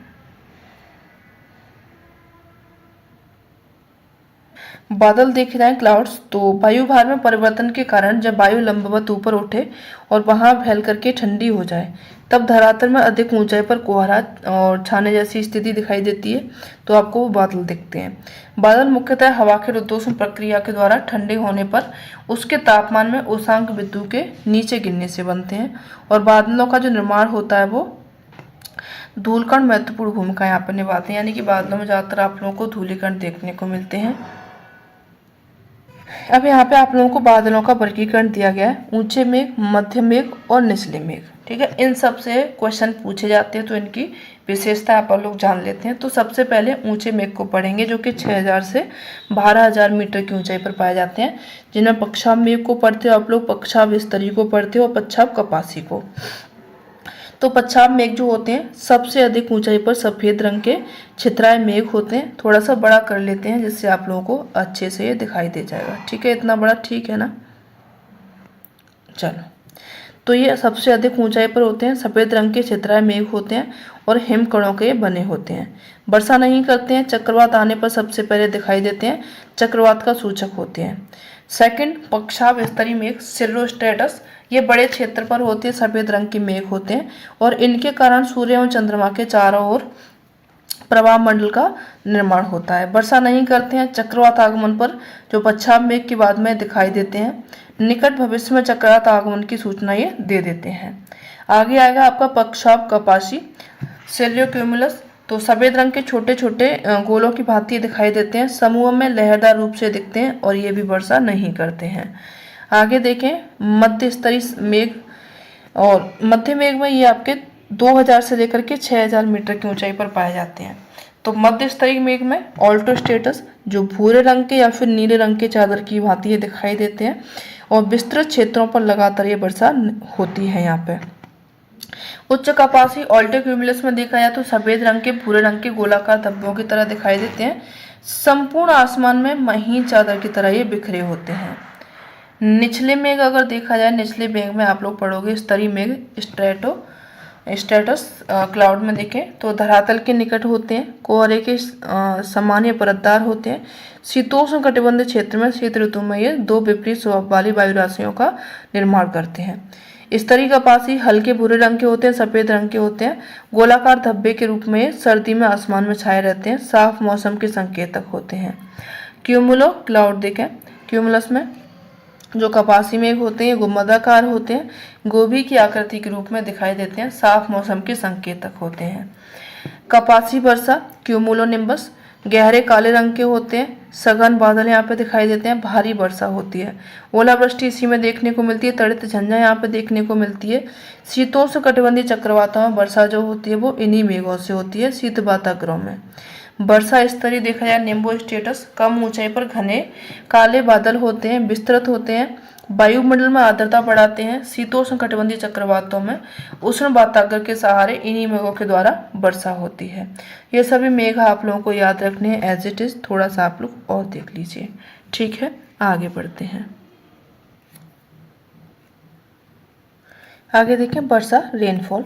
जब जलवाष्प युक्त जो वायु है वो ऊपर उठेगी तो तापमान में कमी आती है, और तापमान में कमी आने के कारण उसका संघनन या कंडेंसेशन होने लगता है, और इस तरह बादलों का निर्माण होता है। और कुछ समय के बादल जो हैं वो जलवाष्प की मात्रा उसमें अधिक हो जाती है तो ये वर्षण कर देते हैं, यानी कि प्रेसिपिटेशन के रूप में जमीन पर बूंदें गिरने लगती हैं।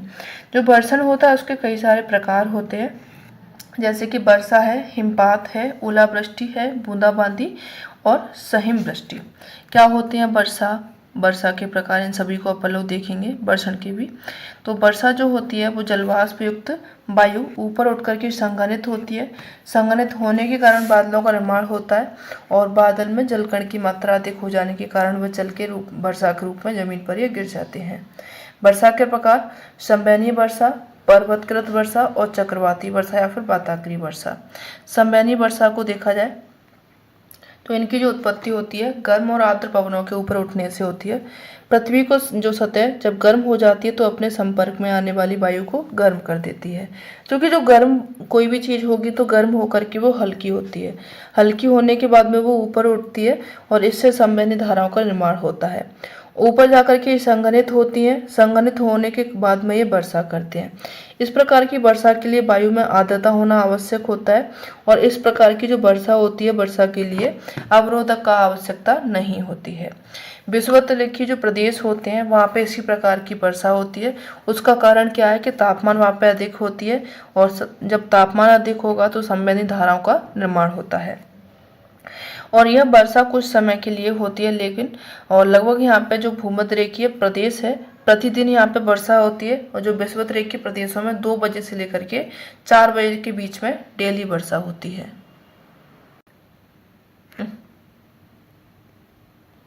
आगे देखें पर्वतीय वर्षा। जब जलवाष्प से जो लदी हुई वायु होती है पर्वत या फिर ढलान के साथ में ऊपर चढ़ती है तो वह रुद्धोष्म प्रक्रम के कारण ठंडी होने लगती है, और ऊपर चढ़ने के कारण वायु संतृप्त होती है, संघनित होती है, बादल के रूप ले लेती है, और बादल का रूप लेने के बाद में संघनन के बाद में वर्षा करती है, और ये पर्वतीय वर्षा होती है। संसार की जो अधिकतम वर्षा होती है वो इसी रूप में होती है। ऊंचाई बढ़ने के साथ साथ वर्षा की मात्रा जो है वो भी बढ़ती चली जाती है। 2 तरीके से इनको भी पढ़ा जाता है, पवन विमुख और पवन विमुख। पवनाभिमुख में अगर लोग देखें तो पर्वत का जो ढाल होता है वो आने वाली पवनों के सामने होता है, तो इनको आप लोग पवनाभिमुख ढाल कहते हैं। यहाँ पे बहुत अधिक मात्रा में वर्षा होती है। ये पर्वत है आप लोगों का, यहाँ से जो हवा चढ़ रही है ऊपर की तरफ में, तो ये आपका पवनाभिमुख ढाल होगा। ठीक है, ये पवनाभिमुख ढाल होगा, यहाँ पे वर्षा ज़्यादा होती है। जो आपका पवन विमुख ढाल या फिर वृष्टि छाया क्षेत्र देखें तो ये जो क्षेत्र होता है यह पर्वत का दूसरा ढलान होता है जहाँ से वायु नीचे उतर रही है, ये वाला क्षेत्र हो जाएगा।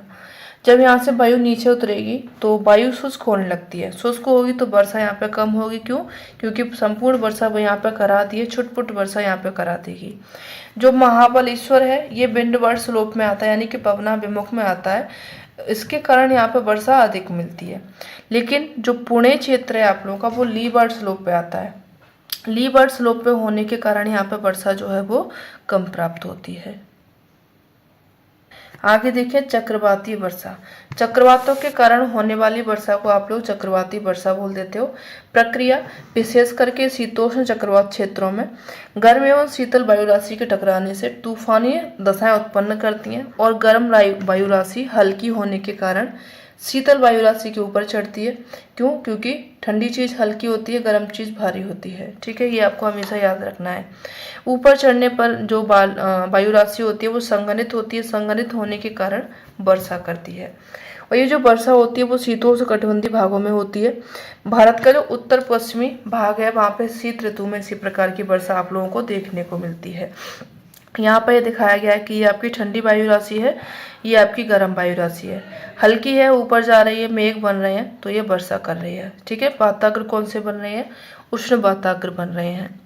आगे देखें कृत्रिम वर्षा, आर्टिफिशियल प्रेसिपिटेशन अपन लोग देखें तो विभिन्न रसायनों का प्रयोग करके बादलों का निर्माण किया जाता है। मेघों का बीजारोपण करके वर्षा प्राप्त करने की प्रक्रिया को अपन लोग क्या बोलते हैं? कृत्रिम वर्षा बोलते हैं। कृत्रिम वर्षा में ठोस कार्बन डाइऑक्साइड, ड्राई आइस होती है, सिल्वर आयोडाइड होते हैं, पोटेशियम आयोडाइड होते हैं। इनका प्रयोग करके कृत्रिम मेघ बीजन किया जाता है। तो इनके आप लोग याद रखिएगा क्या क्या इसमें पाया जाता है जिसके कारण कृत्रिम वर्षा होती है। आगे अपन लोग जानेंगे निम्न जलवायु प्रदेशों को। विषुवत-रेखीय उष्ण और आर्द्र जलवायु प्रदेश होते हैं इस क्षेत्र में। ये आपके अमेजन के basin, Congo basin, Malaysia, east Indies हो जाएगा, फिलीपींस हो जाएगा, कंबोडिया। 10 डिग्री नॉर्थ से जाएंगे आप लोग 10 डिग्री साउथ के बीच में, तो वहाँ पे सभी क्षेत्र आप लोगों को देखने को मिलते हैं। वायुदाब यहाँ पे देखा जाए तो निम्न वायुदाब होता है, कारण क्योंकि यहाँ पे अत्यधिक ताप होता है। पवन प्रवाह देखा जाए तो यहाँ पे डोलरम यानी कि पवनों का प्रवाह यहाँ पे शांत रहता है। तापमान यहाँ पे न्यूनतम होता है करीब 15 डिग्री सेंटीग्रेड आप लोगों को तापमान देखने को मिल जाएगा। अधिकतम यहाँ पे 40 डिग्री सेंटीग्रेड देखने को मिल जाएगा। वार्षिक तापांतर यहाँ पे 5 डिग्री सेंटीग्रेड होता है और दैनिक तापांतर 12 डिग्री सेंटीग्रेड होता है। और यहाँ पे जो वर्षा होती है वो देखा जाए तो वर्षा यहाँ पे संवहनीय वर्षा होती है। वार्षिक औसत वर्षा यहाँ पे 200 सेंटीमीटर से अधिक होती है। आर्द्रता यहाँ पे 75 सेंटीमीटर से भी अधिक देखने को मिलती है। यहाँ पे जो वन पाए जाते हैं वो उष्णकटिबंधीय सदाबहार आर्द्र वन पाए जाते हैं। वनस्पति आप लोगों को महोगनी, आबनूस, रोजवुड, मैंग्रोव, डेल्टाई भाग और अधिपादप आप लोगों को यहाँ पे देखने को मिलते हैं। आगे देखे जाए सवाना प्रदेश और सूडान तुल्य जलवायु। ये जो क्षेत्र होते हैं उसमें आपके सूडान आ जाएगा, दक्षिण अमेरिका, वेनेजुएला, आंतरिक पूर्वी ब्राजील हो जाएगा, पराग्वे, श्रीलंका और अफ्रीका में आपका सहारा की दक्षिण सीमा से लगे क्षेत्र हो जाएंगे। पूर्वी अफ्रीका इसमें शामिल हो जाएगा। ऑस्ट्रेलिया का उत्तर क्षेत्र हो जाएगा और उत्तर पूर्वी क्षेत्र हो जाएगा, मध्य क्षेत्र हो जाएगा।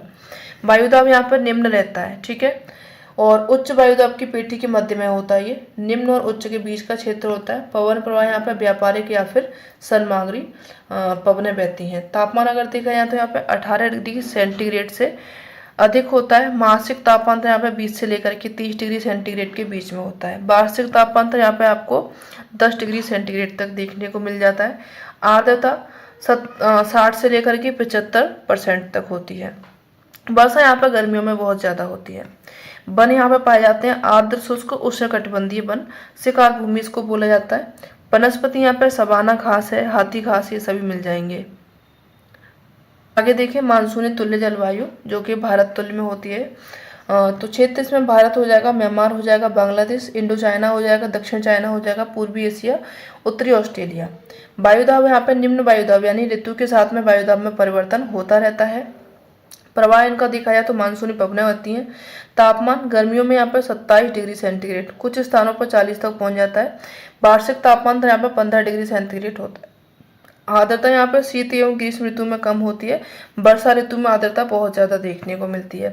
वर्षा यहाँ पे औसत वार्षिक वर्षा जो होती है 40 से लेकर के 200 सेंटीमीटर तक वर्षा होती है। महासागरीय और मानसूनी पवनों के द्वारा उष्णकटिबंधीय चक्रवातों के द्वारा वर्षा देखने को मिलती है। वन यहाँ पे उष्णकटिबंधीय पर्णपाती और मानसूनी वन मिलते हैं। साल, सागवान, शीशम, बांस, बेंत, बेर, बबूल, ये सभी यहाँ पे आप लोगों को वनस्पति देखने को मिल जाती हैं। शुष्क मरुस्थलीय सहारा जलवायु देखी जाए तो इसमें क्षेत्र आप लोग याद रखोगे दक्षिण पश्चिम यूएसए हो जाएगा, उत्तरी मैक्सिको हो जाएगा, उत्तरी अफ्रीका, पश्चिम दक्षिण एशिया हो जाएगा, अरब, पाकिस्तान, भारत का पश्चिमी भाग हो जाएगा, दक्षिण अमेरिका हो जाएगा, अटाकामा हो जाएगा, दक्षिण अफ्रीका और कालाहारी मरुस्थल हो जाएगा। वायुदाब यहाँ पे निम्न वायुदाब पाया जाता है। पवन का प्रवाह देखा जाए तो व्यापारिक पवनें यहाँ पे भी बहती हैं, सनमार्गी पवनें बहती हैं। तापमान यहाँ पे सर्दियों में औसत तापमान जो होता है वो 10 डिग्री सेंटीग्रेड होता है और गर्मियों में 30 डिग्री सेंटीग्रेड पहुंच जाता है। वार्षिक तापांतर 20 डिग्री सेंटीग्रेड देखने को मिलता है। आर्द्रता यहाँ पे बहुत कम होती है। वर्षा, औसत जो वर्षा होती है 10 से लेकर के 12 सेंटीमीटर होती है। वन यहाँ पे उष्णकटिबंधीय मरुस्थलीय वन देखने को मिलते हैं और वनस्पति यहाँ पे मैस की जो कि दक्षिण पश्चिम यूएसए में देखने को मिलती है। क्रियासोट, झाड़ी, नागफनी, खजूर, बबूल, खेजड़ी, मेमिलोरिया, यूकासिडस अगेन, ये सभी यहाँ पे वनस्पति पाई जाती हैं। आगे देखें उष्णकटिबंधीय सागरीय जलवायु। तो इसमें क्षेत्र आपके उष्णकटिबंधीय महासागर हो जाएंगे। उनके पश्चिमी क्षेत्र मध्य अमेरिका, पूर्वी अफ्रीका, मेडागास्कर, उत्तर पूर्वी ऑस्ट्रेलिया, पूर्वी ब्राजील हो जाएगा, दक्षिण अमेरिका हो जाएगा, कैरिबियाई भाग और फिलीपींस, क्यूबा हो जाएगा। वायुदाब यहाँ पे निम्न वायुदाब पेटी बनती है। पवन प्रवाह व्यापारिक सनमार्गी पवनें बहती हैं। तापमान यहाँ पे अधिकतम तापमान होता है कम होता है और वार्षिक तापांतर भी कम होता है। आर्द्रता यहाँ पे 70 से लेकर के 80% पाई जाती है और वर्षा यहाँ पे 58 सेंटीमीटर के करीब में आपको औसत वार्षिक वर्षा देखने को मिलती है। चीन तुल्य जलवायु देखें। चीन तुल्य जलवायु में जो क्षेत्र होंगे मध्यवर्ती चीन हो जाएगा, दक्षिण पूर्व यूएसए, दक्षिण ब्राजील हो जाएगा, अर्जेंटीना का पूर्वी भाग हो जाएगा, दक्षिण पूर्व अफ्रीका और दक्षिण पूर्व ऑस्ट्रेलिया। वायुदाब यहाँ पे उच्च मिलेगा, ठीक है। और पवन का प्रवाह जो होगा, वायु की शांत दशा होगी, अश्व अक्षांश यहाँ पे बनते हैं। तापमान अगर देखा जाए यहाँ पे तो 20 डिग्री सेंटीग्रेड से लेकर के 22 डिग्री सेंटीग्रेड तक यहाँ पे तापमान पाया जाता है और वार्षिक तापांतर 12 से 18 के बीच में होता है। आर्द्रता ग्रीष्म ऋतु शुष्क रहती है, शीत ऋतु आर्द्र रहती है। वर्षा, औसत वार्षिक वर्षा यहाँ पे 40 से 80 सेंटीमीटर तक होती है। पछुआ पवनों के प्रभाव से शीत ऋतु में वर्षा होती है। सनमार्गी जो व्यापारिक पवनों के प्रभाव से ग्रीष्म ऋतु में या फिर एक मिनट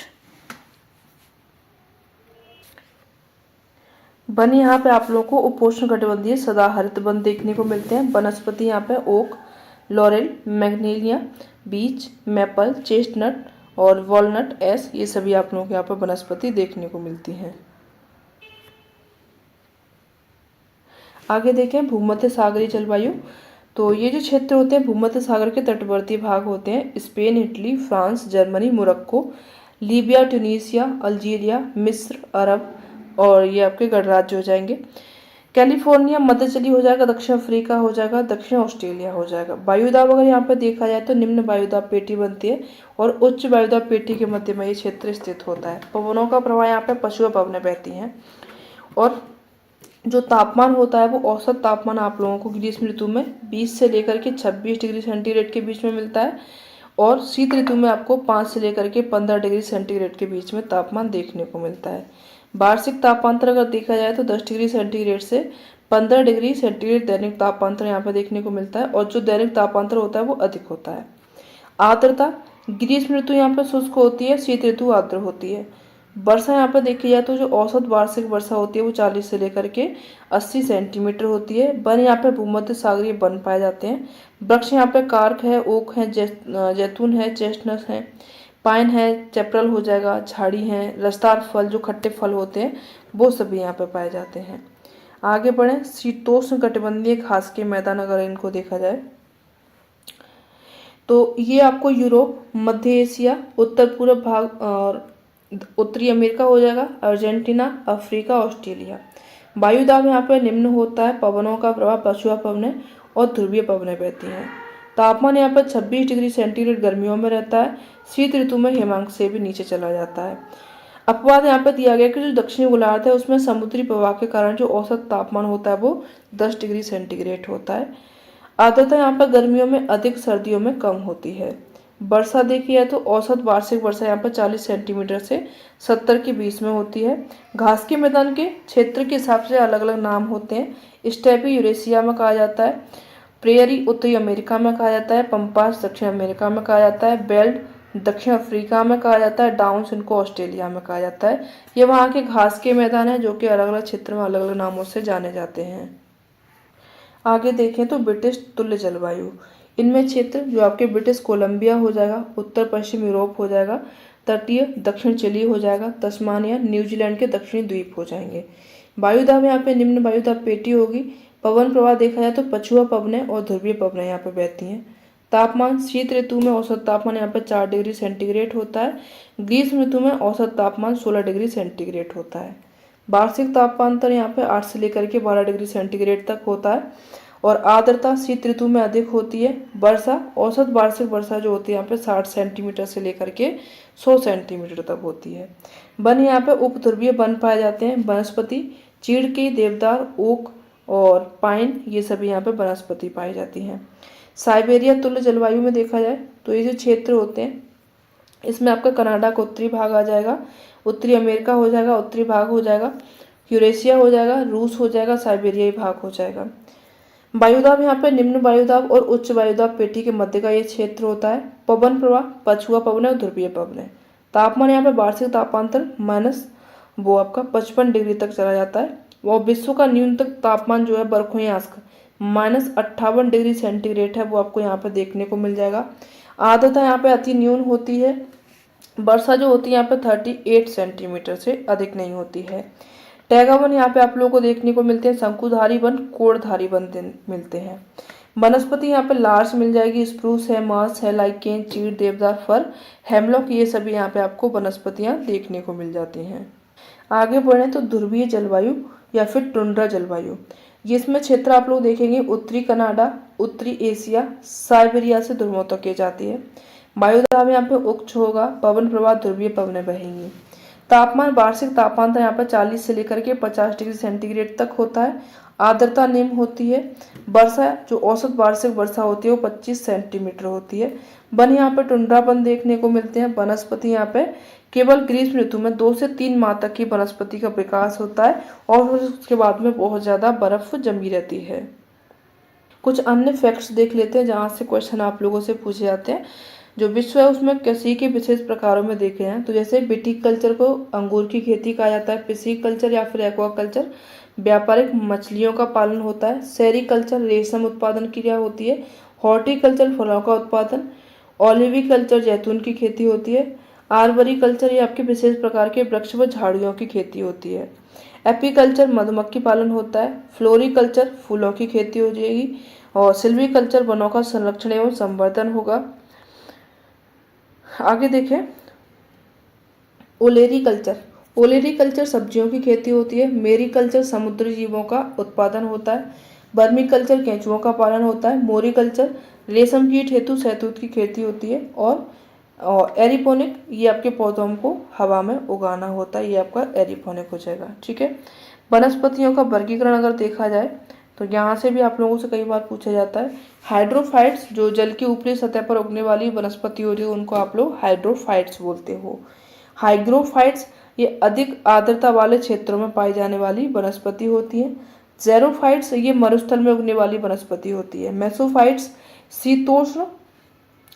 शीतोष्ण कटिबंधीय तैगा जो वनस्पति होती है वहाँ पे उगने वाली जो वनस्पति होती है उसको आप लोग मेसोफाइट बोलते हो। क्रायोफाइट्स जो शीत कटिबंधीय तुंड्रा वनस्पति होती है उनको आप लोग क्रायोफाइट्स बोलते हो। हेलोफाइट्स ये नमकीन मिट्टी की वनस्पति होती है। लिथोफाइट ये कठोर चट्टानों पर उगने वाली वनस्पति होती है। पायरोफाइट्स ये अग्नि प्रतिरोधी वनस्पति होती है। ठीक है, आगे बढ़े। आगे अपन लोग देखेंगे कृषि के प्रकार। स्थानांतरित कृषि क्या होती है? इस कृषि में जो पहले वन होते हैं उनमें आग लगाती जाती है, उसको साफ कर लिया जाता है, कुछ वर्ष तक यहाँ पर खेती की जाती है और भूमि का उत्पादकता जब तक समाप्त होती है और या फिर कम होती है तो उसको छोड़ देते हैं और फिर किसी दूसरे स्थान पर जाते हैं तो इस प्रकार की खेती की जाती है।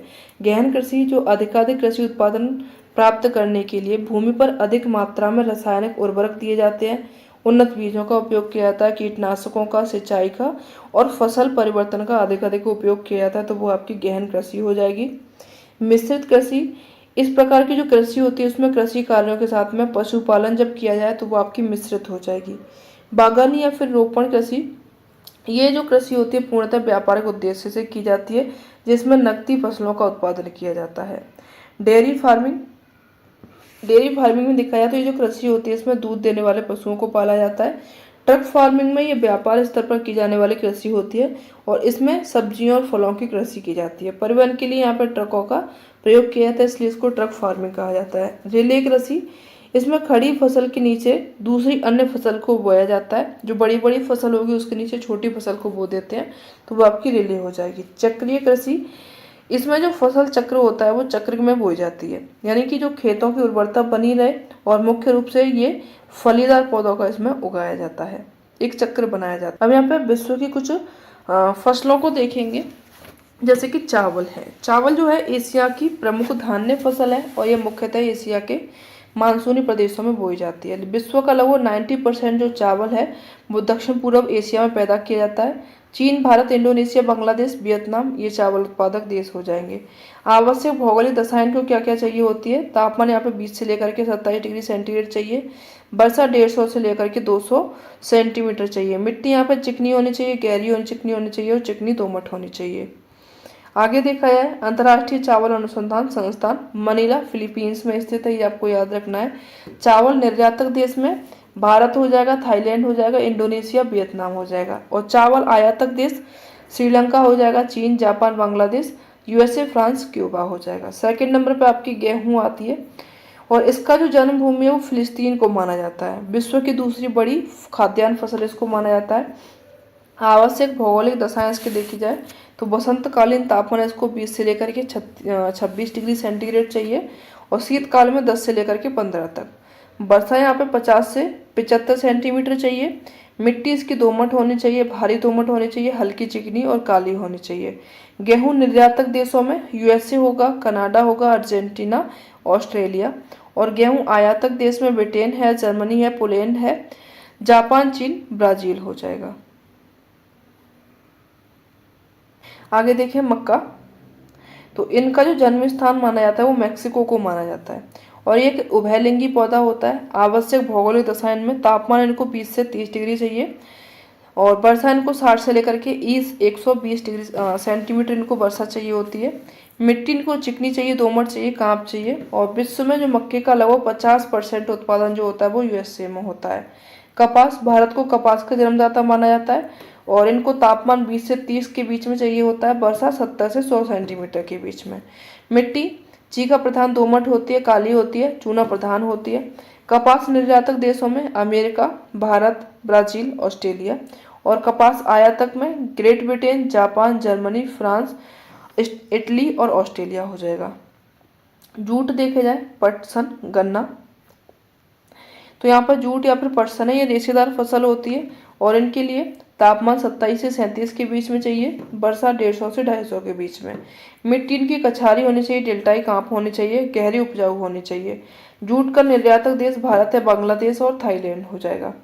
गन्ना, जो इसके लिए तापमान चाहिए होता है 20 से 25 के बीच में, वर्षा 75 से 150 के बीच में। मिट्टी यहाँ पे दोमट पाई जाती है, चिकनी, काली और लाल मिट्टी, लेटराइट मिट्टी, ये सभी पाई होनी चाहिए इसके लिए।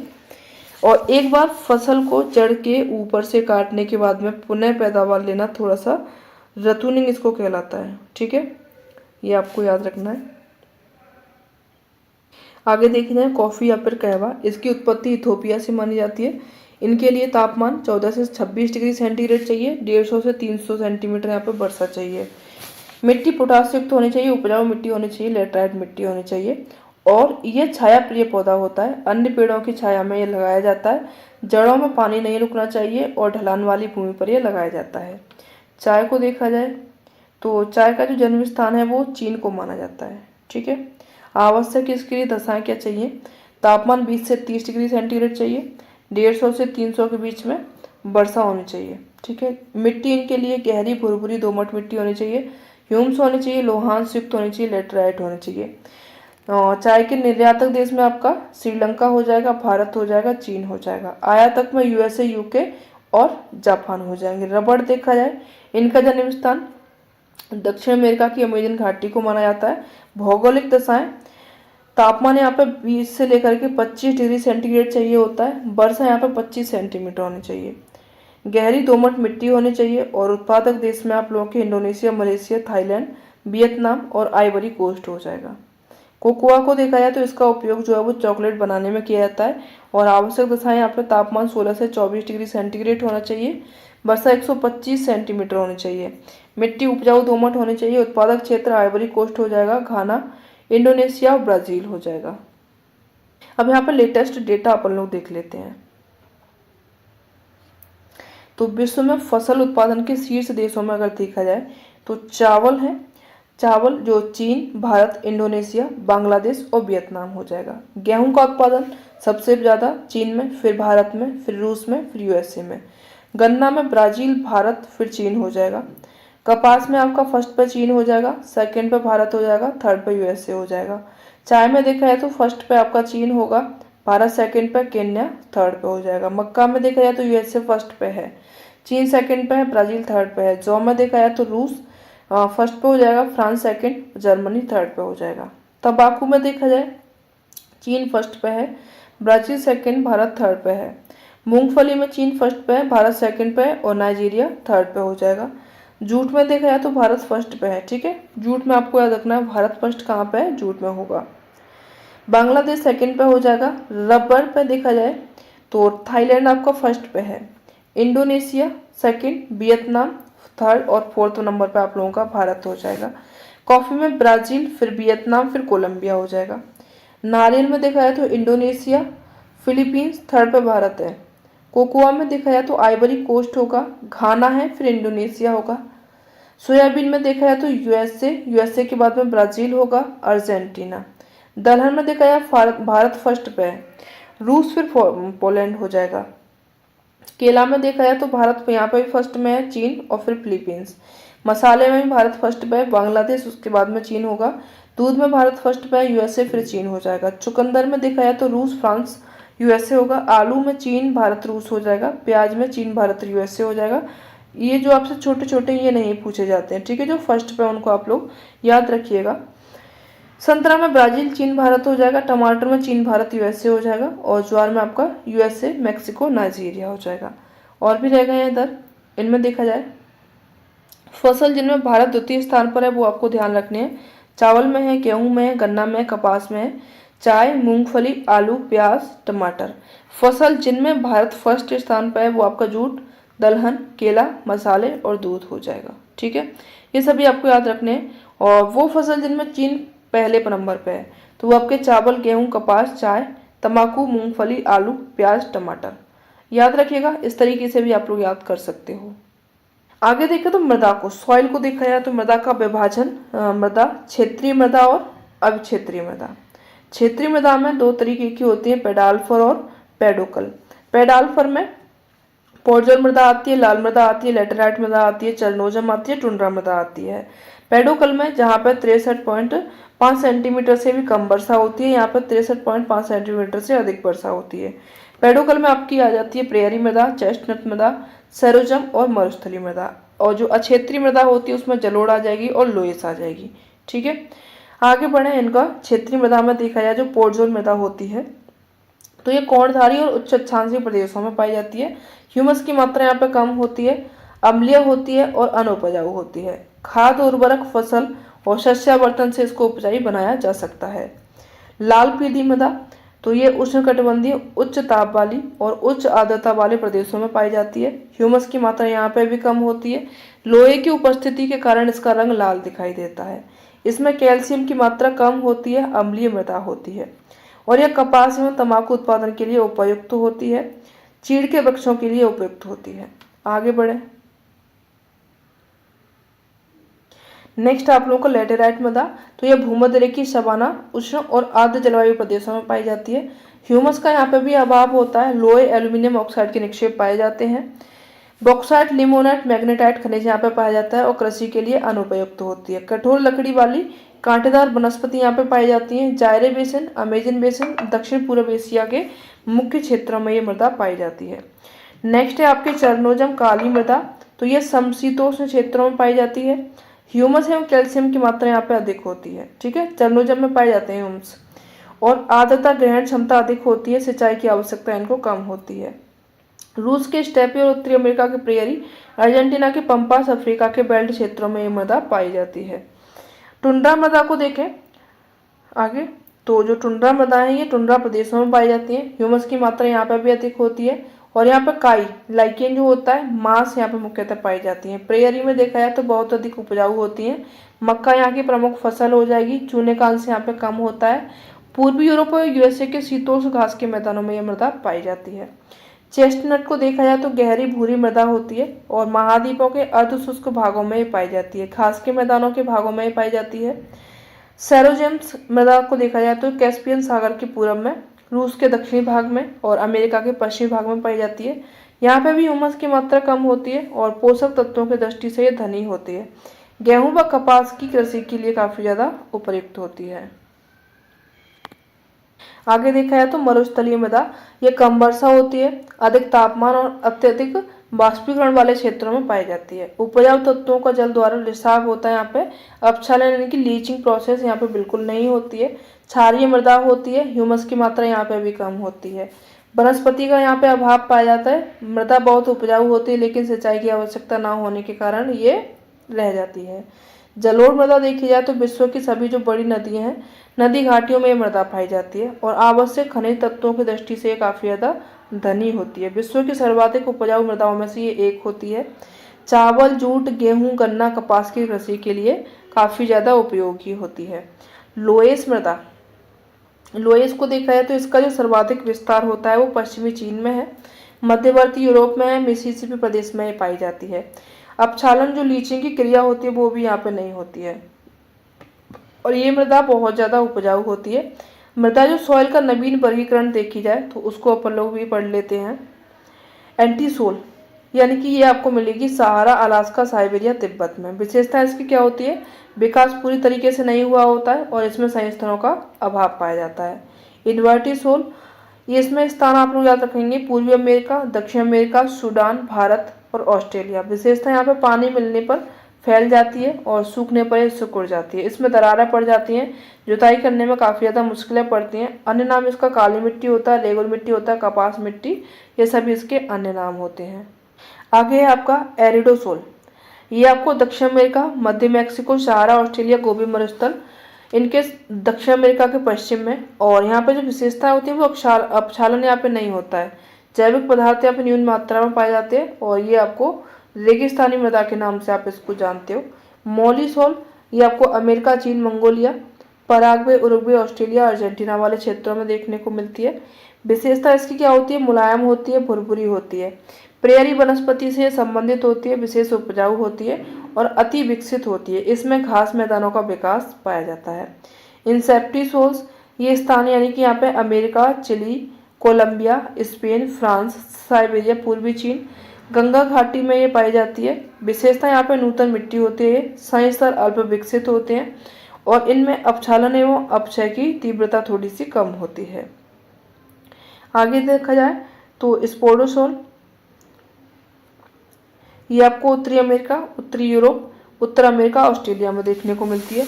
अपक्षालन की क्रिया यहाँ पर तीव्र होती है, जैविक क्रियाएं कम होती हैं, अम्लीय प्रकार की मृदा, जल धारण की क्षमता यहाँ पे होती है। अल्फीसोल में देखा जाए तो ये आपको अमेरिका, पूर्वी ब्राजील, भारत, दक्षिण पूर्व एशिया और पर्णपाती वनों में देखने को मिलती है। विशेषता यहाँ पे जो सतह का रंग होता है वो सिलेटी होता है, भूरे रंग की यहाँ पे मृदा पाई जाती है।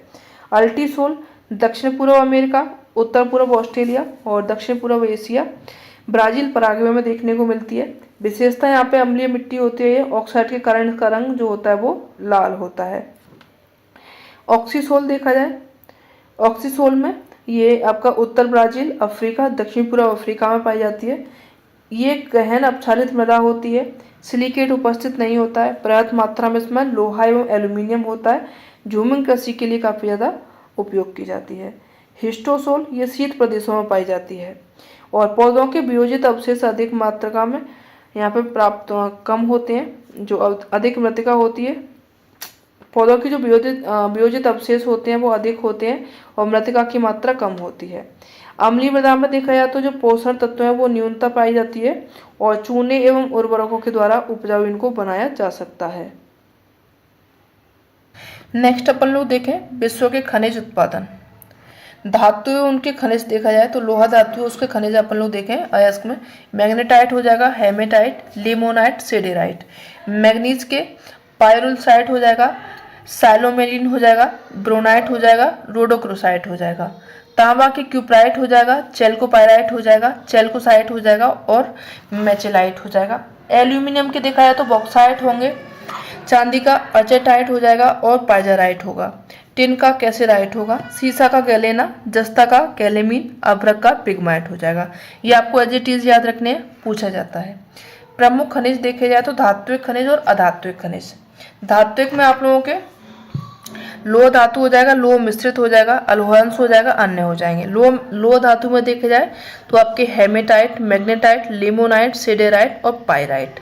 लोह मिश्रित में क्रोमियम हो जाएगा, कोबाल्ट हो जाएगा, मैग्नीज है, निकेल है, टंगस्टन और जिर्कोनियम हो जाएगा, मोलिब्डेनियम हो जाएगा। अलोहांश में आपके कैडमियम हो जाएगा और पारा हो जाएगा।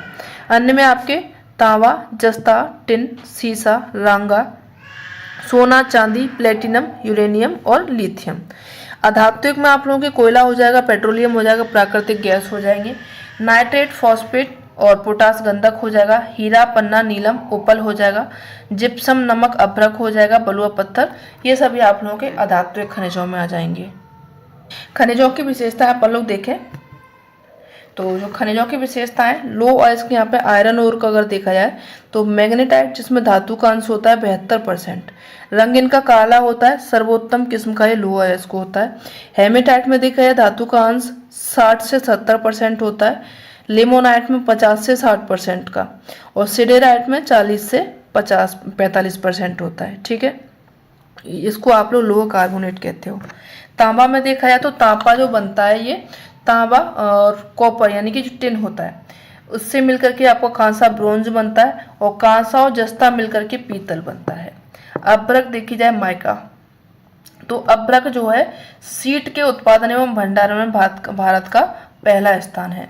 अब विश्व में खनिजों का उत्पादन देखा जाए और खनिजों का शीर्ष उत्पादन है देश में दिया गया है यहाँ पे। लो अयस्क का अगर देखा जाए तो फर्स्ट पे आपका चीन हो जाएगा, सेकंड ऑस्ट्रेलिया, फिर ब्राजील, फिर भारत, फिर रूस हो जाएगा। बॉक्साइट में देखा जाए तो ऑस्ट्रेलिया, चीन, मलेशिया, ब्राजील और भारत हो जाएगा। तांबा में देखा जाए तो चिली, चीन, पेरू, अमेरिका हो जाएगा। नंबर आप लोग देखते जाइएगा।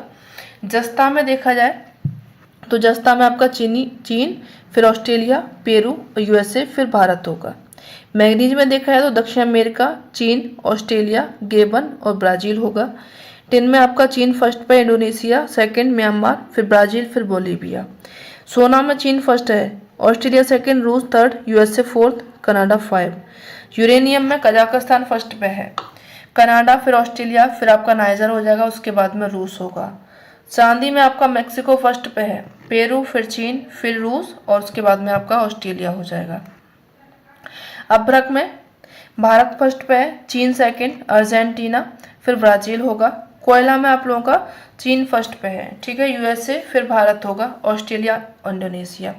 कच्चे तेल में सऊदी अरब फर्स्ट पे है, ये पूछा जाता है कई बार।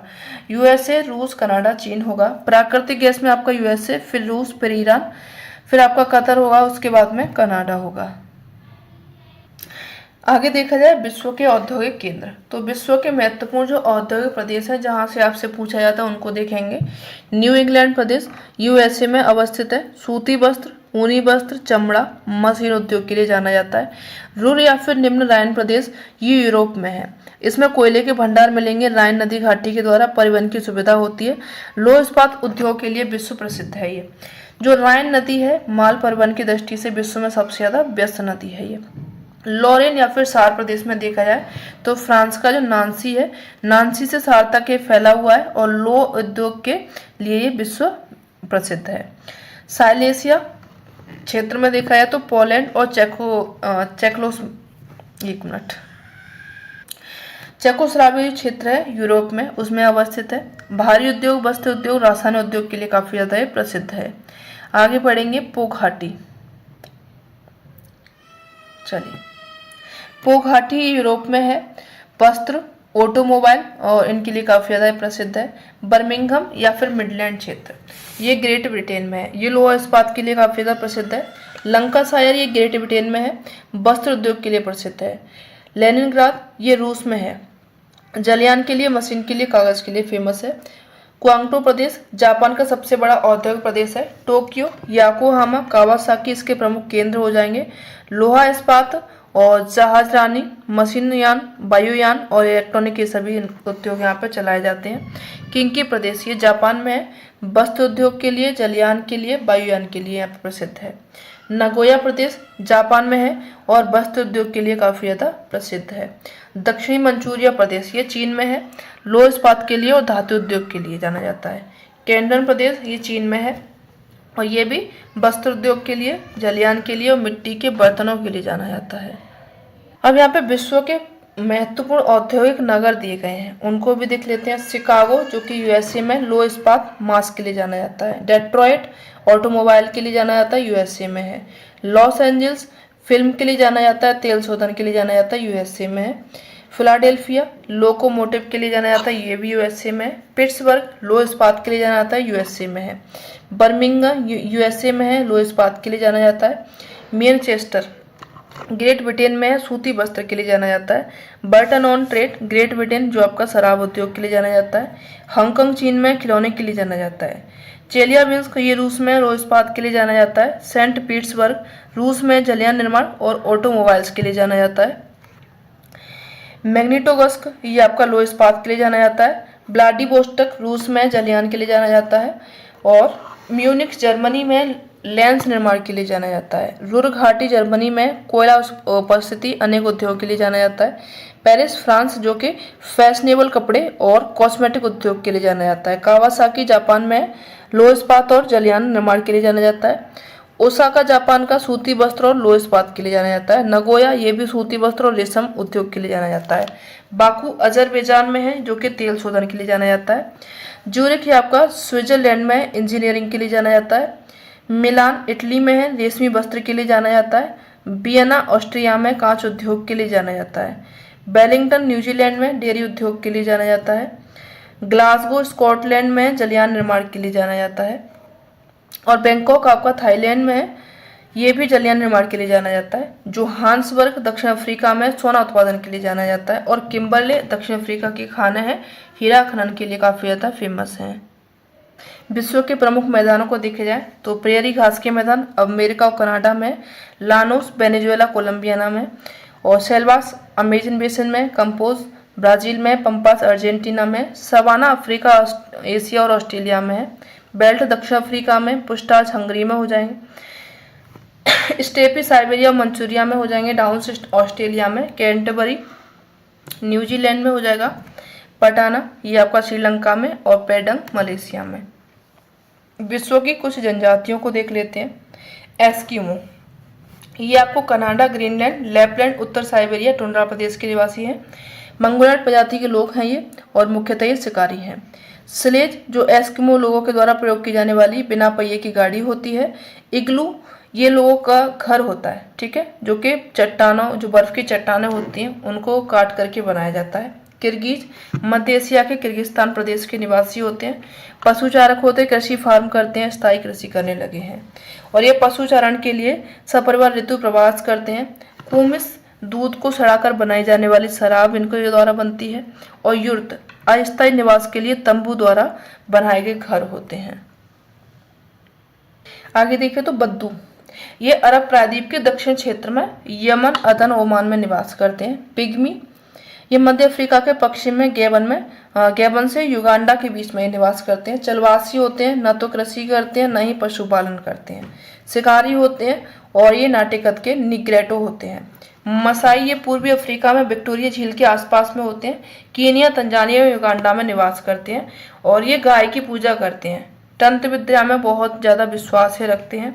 बुशमेन आप लोगों को दक्षिण अफ्रीका के कालाहारी मरुस्थल में देखने को मिल जाएंगे। शिकारी जनजाति होती है, कीड़े मकोड़े खाना बहुत पसंद करते हैं और दीमक को बुशमेन का चावल कहा जाता है, ठीक है, याद रखिएगा। बोअर ये दक्षिण अफ्रीका की ऑरेंज नदी घाटी के पास में रहते हैं। पशुपालन और कृषि कार्य करते हैं। बोरो अमेजन बेसिन में रहते हैं। ब्राजील, पेरू, कोलंबिया के सीमांत क्षेत्रों में रहते हैं। माओरी ये न्यूजीलैंड के निवासी हैं, ठीक है। सेमोइड्स को देखा जाए तो ये साइबेरिया के टुंड्रा प्रदेश के निवासी हैं और ये मंगोलॉयड प्रजाति से संबंधित रखते हैं।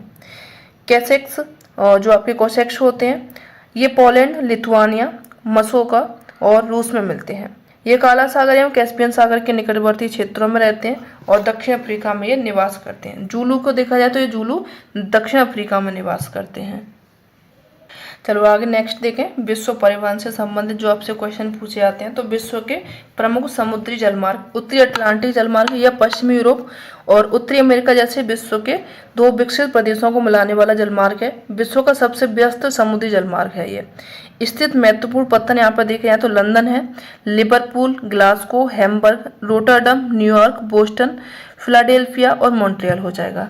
आगे देखा जाए भूमध्य सागर एवं हिंद महासागर जलमार्ग देखा जाए तो पश्चिमी यूरोप के औद्योगिक देशों को भूमध्य सागर, लाल सागर एवं हिंद महासागर से होकर के पूर्वी अफ्रीका, दक्षिण एशिया के देशों को जोड़ता है। और स्थित महत्वपूर्ण पत्तन यहाँ पे पोर्ट सईद हो जाएगा, अदन हो जाएगा, मुंबई, कोचिन, कोलंबो हो जाएगा। सुएज नहर यह भूमध्य सागर को लाल सागर से मिलाता है।